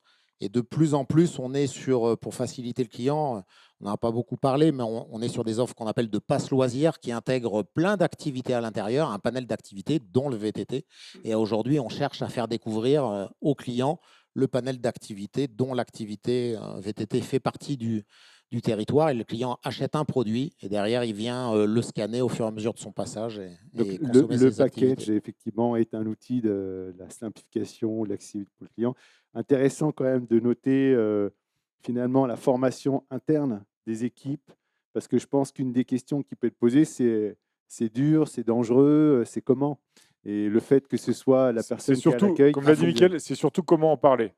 On fait la même chose l'hiver avec nos conseillers en séjour. C'est-à-dire qu'aujourd'hui, on a des gens qui arrivent de Normandie, de Paris, de Bretagne et qui viennent passer 5 mois ici à l'Office du tourisme. Et ben, on va les emmener une journée sur les skis, sur les pistes pour leur faire découvrir le domaine. Et c'est la même chose l'été. Il faut vivre l'expérience pour être capable d'en parler et de guider le client. Donc ça, c'est indispensable. Nous aussi, on a fait, entre guillemets, évoluer la gamme de vélos. En l'occurrence, des vélos semi-rigides musculaires, c'est des choses que l'on n'a plus à la location. C'était un peu notre produit d'appel, de continuer à avoir des vélos semi-rigides musculaires, Pour autant, nous, on a fait le choix de ne plus en faire parce qu'on estimait que les gens qui prenaient ce vélo-là, parce qu'ils n'avaient pas forcément le pouvoir d'achat de prendre de meilleurs vélos, bah, ils étaient malgré tout pas en sécurité sur le bike park. Donc, il y a aussi une évolution qui se fait de ce côté-là. Alors, c'est certain que trouver une offre, malgré tout, d'appel sur un vélo de descente, c'est quand même quelque chose d'assez compliqué, hein. Ça a quand même un coût, hein, que de louer un vélo de Bien sûr. descente à la journée, hein. Oui, je reste avec toi sur ce point-là parce qu'effectivement, on comprend bien que l'expérience réussie, elle associe effectivement un super matériel qui est adapté pour pouvoir rouler au confort, un accompagnement. Ça veut dire au final un budget. Voilà. Comment on fait? Parce qu'à un moment donné, il faut que l'expérience soit réussie. Il ne faut pas que sous prétexte de budget restreint, je prenne mon vélo, je parte tout seul et finalement, ce soit raté. Bah, c'est Comment. ça, c'est l'offre tout compris, c'est vraiment le meilleur des produits, aujourd'hui que l'on ait pu, créer parce que forcément ça baisse quand même on va dire le prix, de manière globale et l'expérience, elle se retrouve, vraiment, sublimée, du fait d'être accompagné par un moniteur qui va tout de suite vous emmener sur la bonne piste et qui va tout de suite vous donner les meilleurs conseils et forcément vous allez vivre une expérience, entre amis ou en famille, beaucoup plus sympathique. Dernière question sur la partie expérience vélo, ça a été évoqué tout à l'heure. Tu as parlé d'un truc très intéressant, tu as parlé de schéma directeur. Aujourd'hui, je parle là de la cohabitation, effectivement, où encore une fois, ils partent pas tous accompagnés.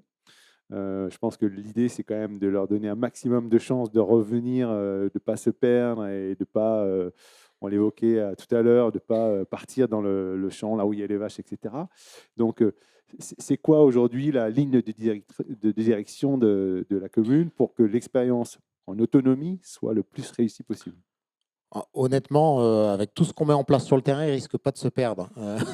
On les Donc, canalise. une grosse Il y a, signalétique, il y un a une énorme balisage. signalétique et un balisage très conséquent qui est mis en place pour bien matérialiser les zones de départ, les accès, gérer l'aspect sécurité. On parlait tout à l'heure de la cohabitation avec les vaches, hein, elles sont juste à côté. Donc, en fait, une des missions des bike patrol, par exemple, c'est de tirer les parcs à vaches. Ça, c'est vu au fur et à mesure en fonction de là où déplacent les agriculteurs les bêtes quand ils pâturent la montagne, de déplacer les passages de franchissement de parc, ce genre de choses, ça fait partie de leur mission du quotidien.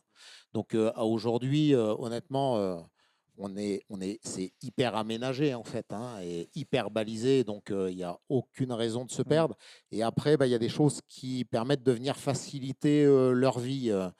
Par exemple, ça, c'était une demande que Jérôme nous avait fait déjà depuis un moment. Il demandait à ce qu'on puisse permettre d'avoir un gabarit de test pour être capable de mettre son vélo sur le porte-vélo du siège, parce que c'est toujours une phase de stress pour le client, et notamment pour le néo-pratiquant.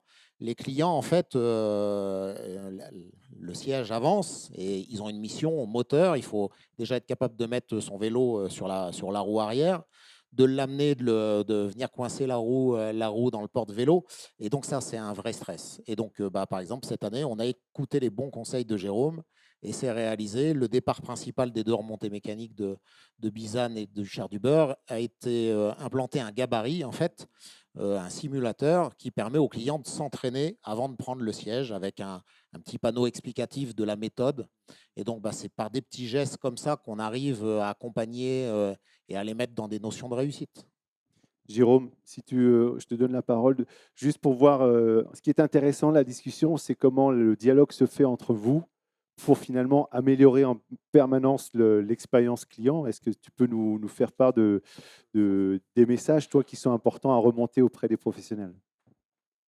Faites-le sans fil, ce sera plus simple. Bonjour, merci. Donc, je me présente, hein, Jérôme Casagrande. Donc, je suis vice-président des moniteurs cyclistes français, hein, on est basé à Grenoble. Et j'ai également une école labellisée MCF ici au CESI depuis, je vais faire mon 14e été. Donc, le bike park va avoir 16 ans. Donc, ça va, je suis dans les pionniers au CESI. Donc, effectivement, on essaye de travailler en collaboration depuis pas mal d'années. Et ça, c'était le souhait notre souhait de de faire monter les vélos. Pourquoi? Parce qu'effectivement, mettre déjà son vélo sur la roue arrière, c'est pas gagné à tout le monde, parce qu'on a quand même des débutants. Et ensuite, c'est un appareil qui est en mouvement. Donc rouler sur la roue arrière, monter son vélo, enfin, je veux dire, il y a beaucoup de choses.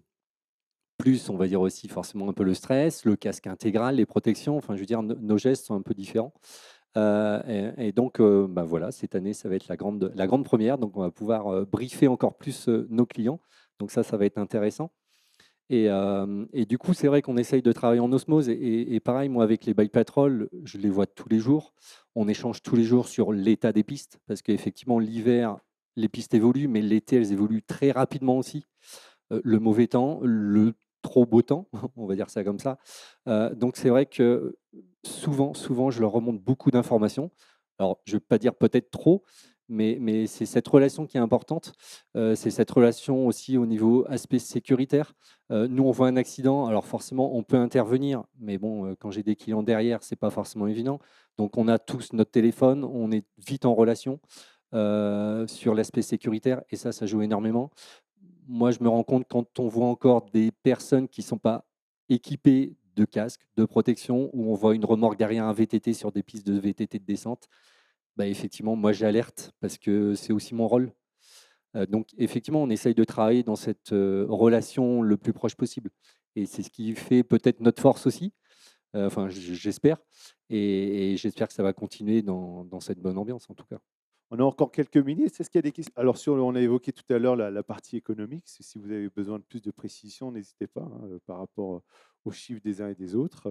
Sandy, aujourd'hui, par rapport au nombre de locations de VTT de descente et de locations de VTT AE qui ne sont pas des VTT de descente, est-ce que vous arrivez à avoir la proportion de chiffre d'affaires et voir si cette proportion de VTT AE de randonneurs qu'évoque Jérôme est grandissante d'année en année? Oui, elle a été ultra grandissante, on va dire, jusqu'à encore, on va dire, 3 ans en arrière. Et c'est pareil, on se retrouve face à une stagnation quand même, hein. Le marché du VTT assistance électrique commence aussi à être ultra mature. Ce qui s'est passé, c'est que nous, je pense que vraiment à la montagne, on a été vraiment les ambassadeurs, on va dire, commerciaux du VTT à assistance électrique, hein. Énormément de gens sont passés par nos établissements pour le découvrir. On finit par en acheter un, mais je pense que j'ai pas de chiffres à donner ni de retour d'expérience de vélocistes de plaine, mais je pense qu'on a vraiment été les ambassadeurs de la discipline. Alors c'est vrai que là, il y a une stagnation. Autant il y a 2-3 ans en arrière, on voyait que on est passé vraiment de pas grand-chose, hein, en termes de location de VTT électrique à peut-être 45-55% en fait de la location faite via cet engin-là. Et là, par contre, on voit, et tout le monde s'en rend compte, hein, on a beaucoup plus de porte-vélos sur les voitures maintenant. Les gens viennent avec leur vélo.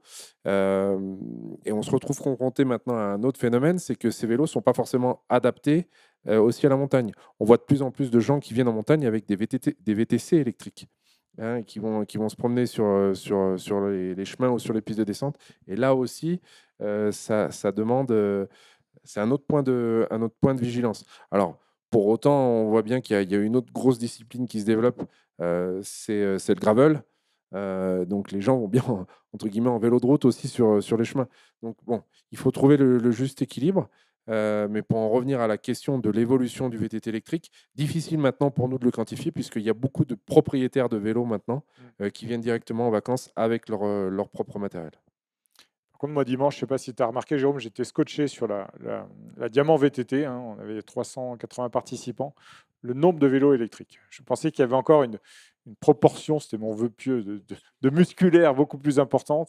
Et c'était impressionnant. Je pense qu'on a eu 60-70% de vélos électriques sur l'ensemble des randos, qu'elles soient de 15 ou 50 km. Voilà. Il ne restait plus beaucoup de musculaires présents. Voilà. Mais j'ai envie de dire, peu importe, parce qu'ils sont tous... Pardon ? Oui, c'est du vélo, ils sont tous fait plaisir, ouais, c'est l'objectif. Il faut savoir qu'il y a une évolution aussi qui va se faire chez les marques de vélos, hein. Il y a plusieurs marques de vélos qui vont arrêter les vélos avec 150 mm de débattement en musculaire et n'avoir que des gammes électriques dans ce positionnement-là. Parce que justement, ce vélo, on va dire plus typé all mountain, maintenant s'adresse la plupart du temps à des gens qui sont en vélo électrique. Et ils voient qu'il y a une chute phénoménale des ventes sur ce créneau-là qui était plus typé All Mountain, où finalement, on va, un jour où les remontées sont fermées ou dans un endroit un peu plus sauvage, monter au sommet de la montagne et descendre via la piste d'enduro. Donc il y a aussi une évolution, ça a une vraie incidence sur le marché global du VTT. Et c'est pour ça que ça corrobore avec l'impression que tu as eue au départ de la Diamant VTT, quoi. D'autres questions sur la partie expérience vélo?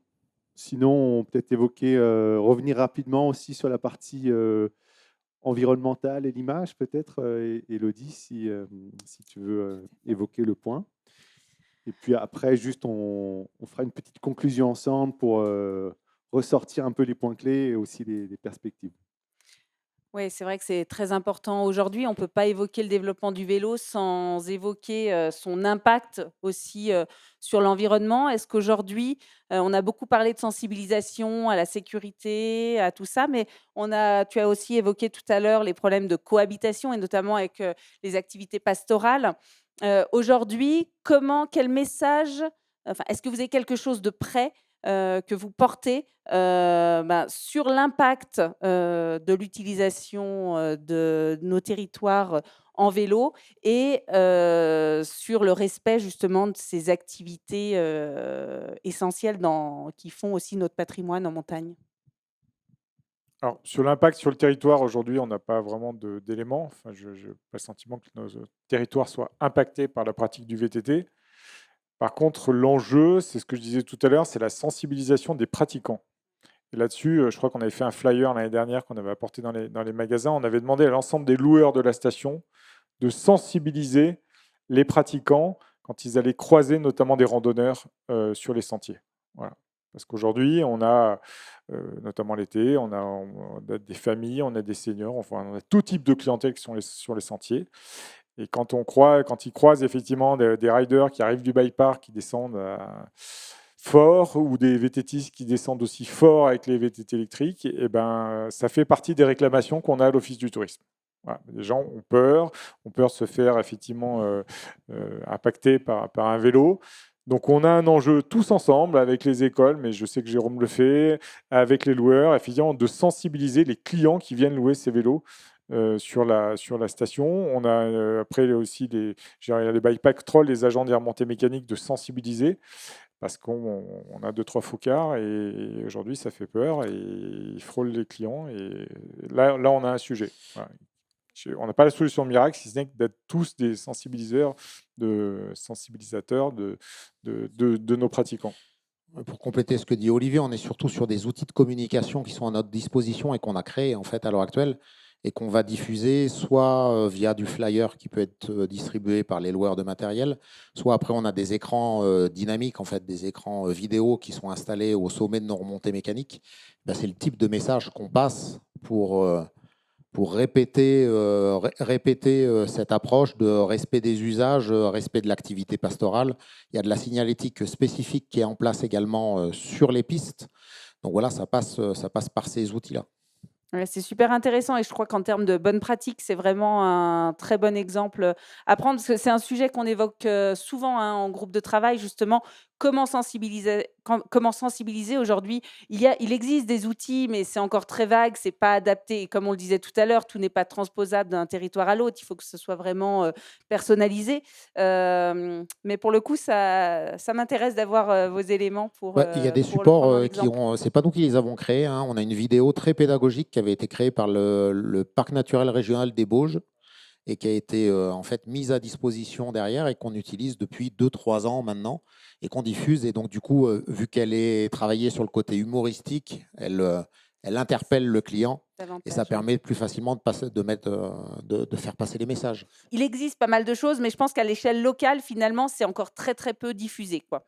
Et en termes de flux, aujourd'hui, on entend de plus en plus parler de périodes où les flux sont trop importants et certains se posent des questions sur le fait de limiter ces flux. Est-ce que ça vous est déjà arrivé? Est-ce que c'est des questions que vous posez ou vous n'en êtes pas là aujourd'hui, ça se régule plutôt bien? Non, aujourd'hui, ça se régule plutôt bien. Effectivement, on a les 3 premières semaines d'août qui sont effectivement denses, avec des flux très importants sur les sentiers, avec les randonneurs et les VTTistes. Mais aujourd'hui, on n'en est pas limité, effectivement. On n'en est pas là. On n'est pas là. Il n'y a pas de notion de quota et on n'est pas sur les mêmes volumes de clients que l'hiver. Par contre, il y a des choses à faire en termes d'aménagement. Tout à l'heure, on en a parlé, en fait. C'est plus en termes d'aménagement. Quand on parlait tout à l'heure qu'on est venu fermer des routes d'accès, bah, typiquement, c'est par là où on agit. On ferme des routes d'accès pour limiter des accès de voitures. Voilà. Par exemple, il y a une zone qu'on va traiter là, qui est sur notre front de neige et qui est dans le cadre des aménagements qu'on réalise.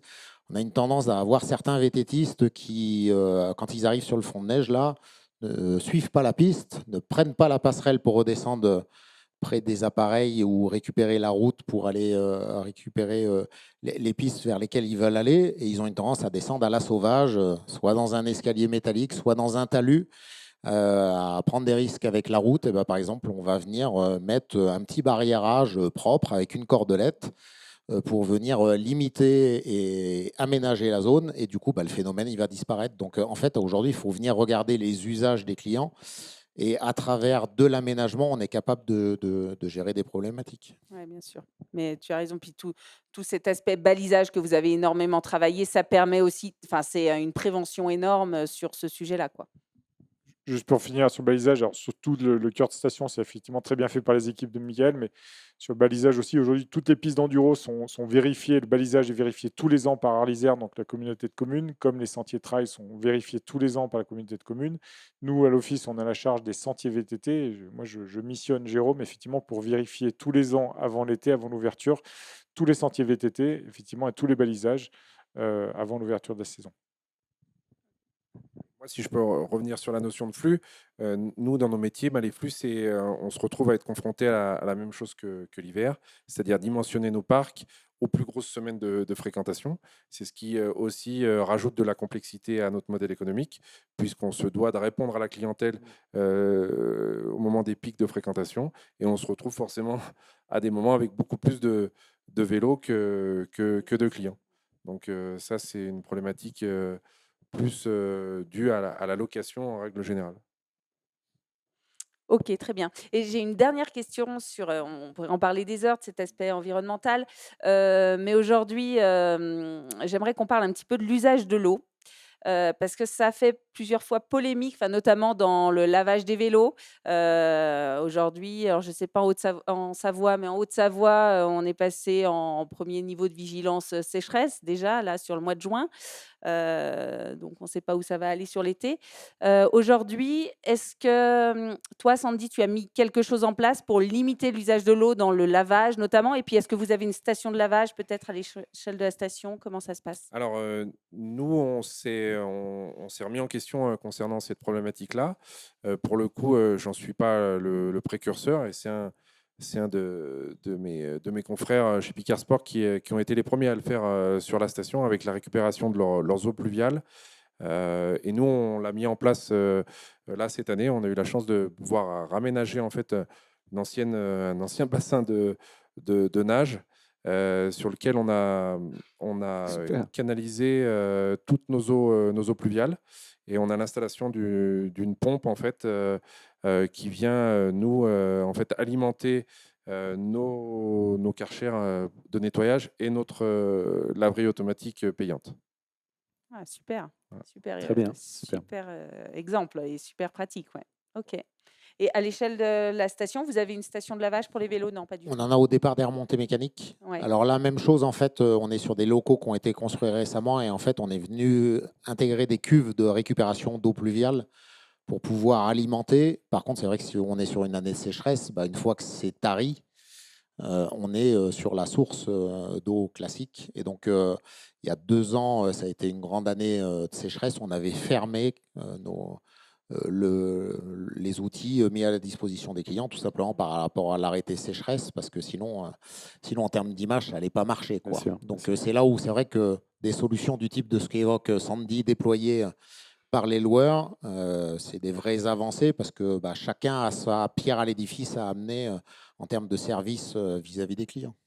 Et là, c'est intéressant d'aller puiser justement les bonnes idées et les MacGyver de nos montagnes. Merci beaucoup. On arrive au terme. On a même dépassé l'horaire. Est-ce qu'il y a des questions, des remarques? C'est la dernière chance pour vous de vous exprimer si c'est le moment. Je suis Laurie Aventin, je suis chargée de projet activités de pleine nature sur la commune des Belles-Villes.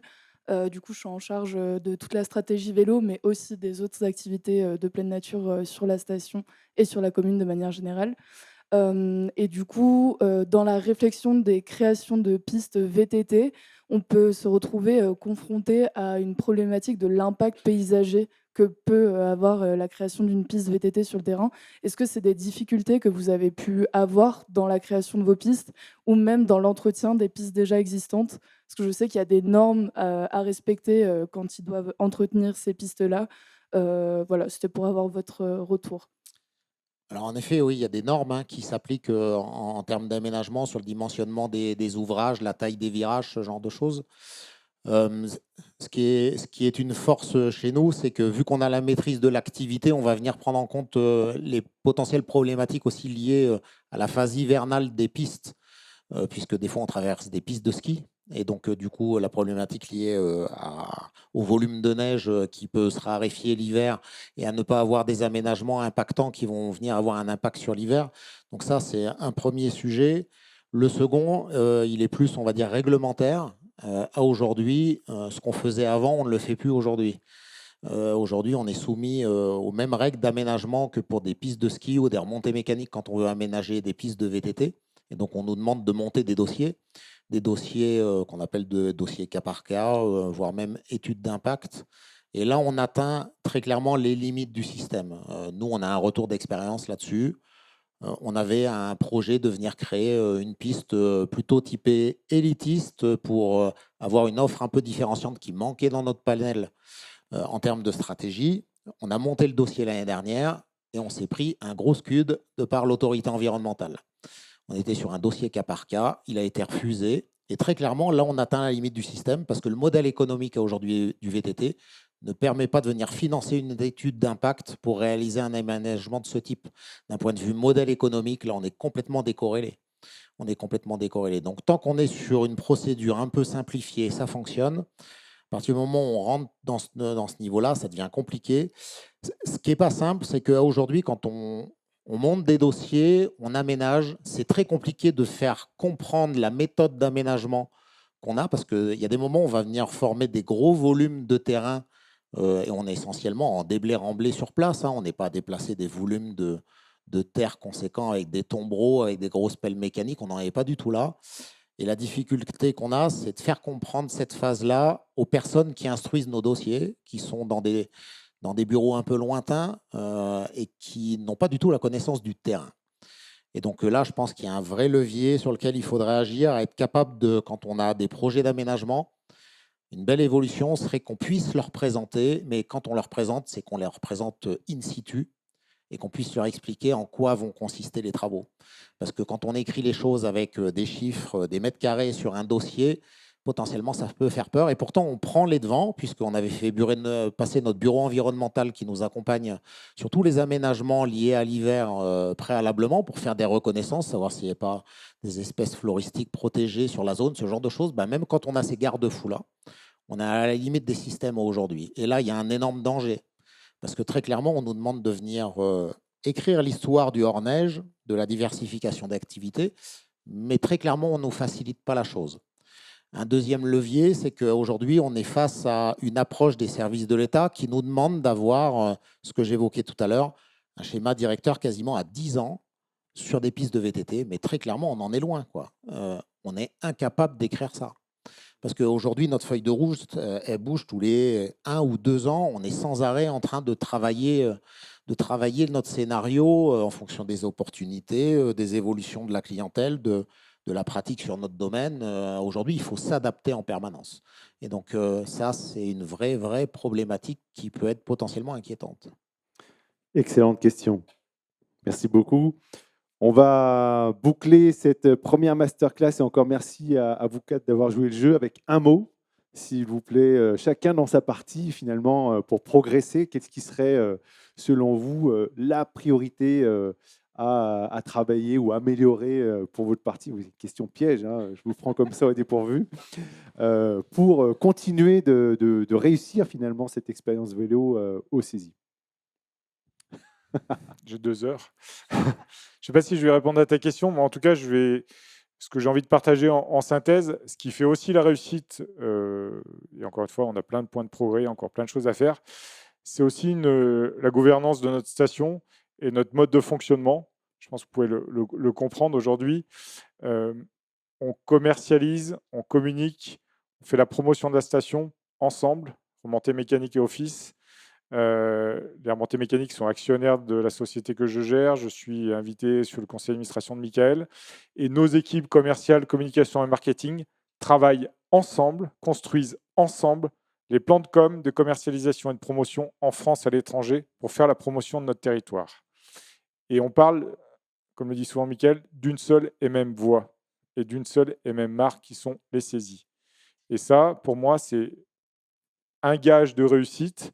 C'est aussi l'entente entre nos équipes, notre entente, effectivement, le fait de beaucoup communiquer, qu'il n'y ait pas de guerre d'ego sur notre station, ce qui est aussi souvent le cas, ou de concurrence entre des hommes, des femmes, ou des élus ou autres. En tout cas, c'est aussi ce qui fait la force des saisies, c'est ce mode de gouvernance qui nous permet d'avancer vite, d'avancer concerté, d'avancer aligné, d'arriver aussi avec Michael aligné face à nos élus pour faire aboutir des projets.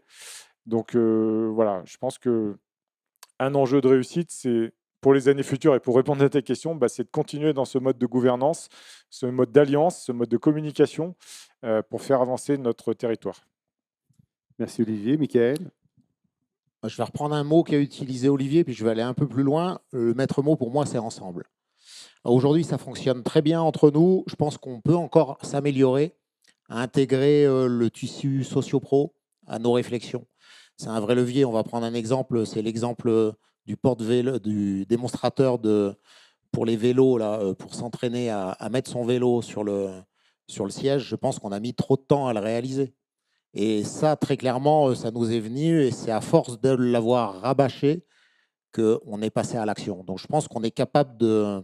Aujourd'hui, il faut être capable de travailler encore plus ensemble et pour aller plus vite et plus rapidement pour être encore plus efficace. Ça pourrait être une cellule, un truc qui se réunit régulièrement pour... et qui va se réunir sur des thématiques. Typiquement, sur le vélo, on l'a fait il y a 2 ans, je crois. On avait réuni à l'automne, on avait essayé de faire un bilan avec le tissu socio-pro sur l'activité VTT quand on est venu récupérer l'activité, où on avait invité les loueurs, les moniteurs, les écoles de vélo. Et je pense qu'il faut qu'on aille plus loin de ce côté-là et du coup, le travailler plutôt par thématique. Le vélo en est une. Mais il n'y a pas que ça à faire vivre sur notre territoire, ça fait partie de la composante. Merci Michael. Sandy? Oui, pour rejoindre un petit peu ce qui est dit, c'est vrai qu'il y a cette notion d'écosystème. C'est un vrai écosystème. La montagne, il y a aussi une population qui vit. Il y a des enjeux qui sont différents, mais qui sont communs à d'autres moments. Et en fait, la montagne, elle se mérite. Pas faire croire que parce que ça fonctionne chez nous, la montagne, c'est un Eldorado, comme j'ai dit tout à l'heure. Pour que la montagne, on en soit les bons gardiens, les bons promoteurs, les gens qui demain ont aussi envie de venir s'impliquer en montagne sur le plan commercial. Voilà, il faut venir avec de la conviction, il faut venir avec un projet à long terme. La montagne, c'est pas du one shot. On le voit, nous, ça arrive, des gens, ils arrivent, ils sont là 2-3 ans, ils repartent, ils vont ailleurs. Ce qu'on cherche, nous, c'est à construire. Il y a des vrais enjeux qui sont face à nous. On a besoin de gens qui s'intègrent à notre histoire, à notre évolution, qui nous invitent à réfléchir, qui nous aident à nous projeter. Et voilà, c'est aussi en tant qu'on va dire enfant de la montagne, j'ai toujours vécu ici. Je dis que j'habite sur le terrain de foot, mais j'y fais attention parce que je fais tout dessus. Je pense que ça, faut que ce soit aussi bien pris en considération, parce que pour arriver à un résultat comme ça, c'est un travail, quoi. Du moins, chacun a mis sa pierre à l'édifice, et c'est surtout avoir envie de mettre la pierre de demain, et c'est pas en prenant ça à la légère. Et ça, au vu des enjeux qui sont présents, qui vont arriver, tout ne va pas être compliqué, dur, ainsi de suite. On saura se réinventer. On a toujours su s'inventer, se réinventer. Moi, je suis plutôt très confiant sur l'avenir de notre territoire, de nos montagnes. Mais à l'image de la plupart des gens qui vivent en montagne, il faut que voilà, des gens de conviction, des gens qui s'investissent sur le long terme. Merci. Élodie, on arrive au terme de cette première masterclass dédiée à l'expérience vélo. Est-ce que l'expérience est satisfaisante pour toi? Qu'est-ce que tu en Ben, retiens? moi, je suis ravie de ce partage d'expérience. Merci à vous d'avoir joué le jeu. Je crois que vous avez vraiment su nous montrer que l'été, c'était une opportunité de mettre en avant nos territoires, je pense avant tout, parce que l'hiver, les gens viennent pour une raison beaucoup plus précise, et par la diversification et par tout ce qu'on peut mettre en place, on peut aussi vraiment mettre en avant nos patrimoines et enfin, la chance qu'on a d'être ici. Je pense qu'on en a tous conscience. Et j'ai beaucoup aimé toute votre démarche, à la fois sobre et très raisonnée, pour ne pas sombrer non plus, parce que je crois que c'est un risque dans l'été, c'est de ne pas tomber dans le parc d'attractions. On est dans la diversification, mais en même temps, il me semble essentiel pour la préservation de nos territoires de rester toujours aussi avec cette idée de contact avec les clients, de sensibilisation et encore plus de partage sur ces moments-là. Donc, merci pour tout ça. C'était très inspirant et même si on a bien compris que tout n'est pas transposable et on ne peut pas reproduire ce que vous faites au CESI, pour autant, je pense qu'il y a beaucoup d'idées à prendre et notamment sur cette capacité de cohésion en fait entre vous. C'est une première marche essentielle. Eh bien, merci beaucoup, Élodie, pour ce mot de conclusion. Ce sera la fin et encore merci. Et puis à très bientôt pour une prochaine masterclass sur un autre sujet, toujours sur le développement de l'activité estivale. Merci à tous. Merci.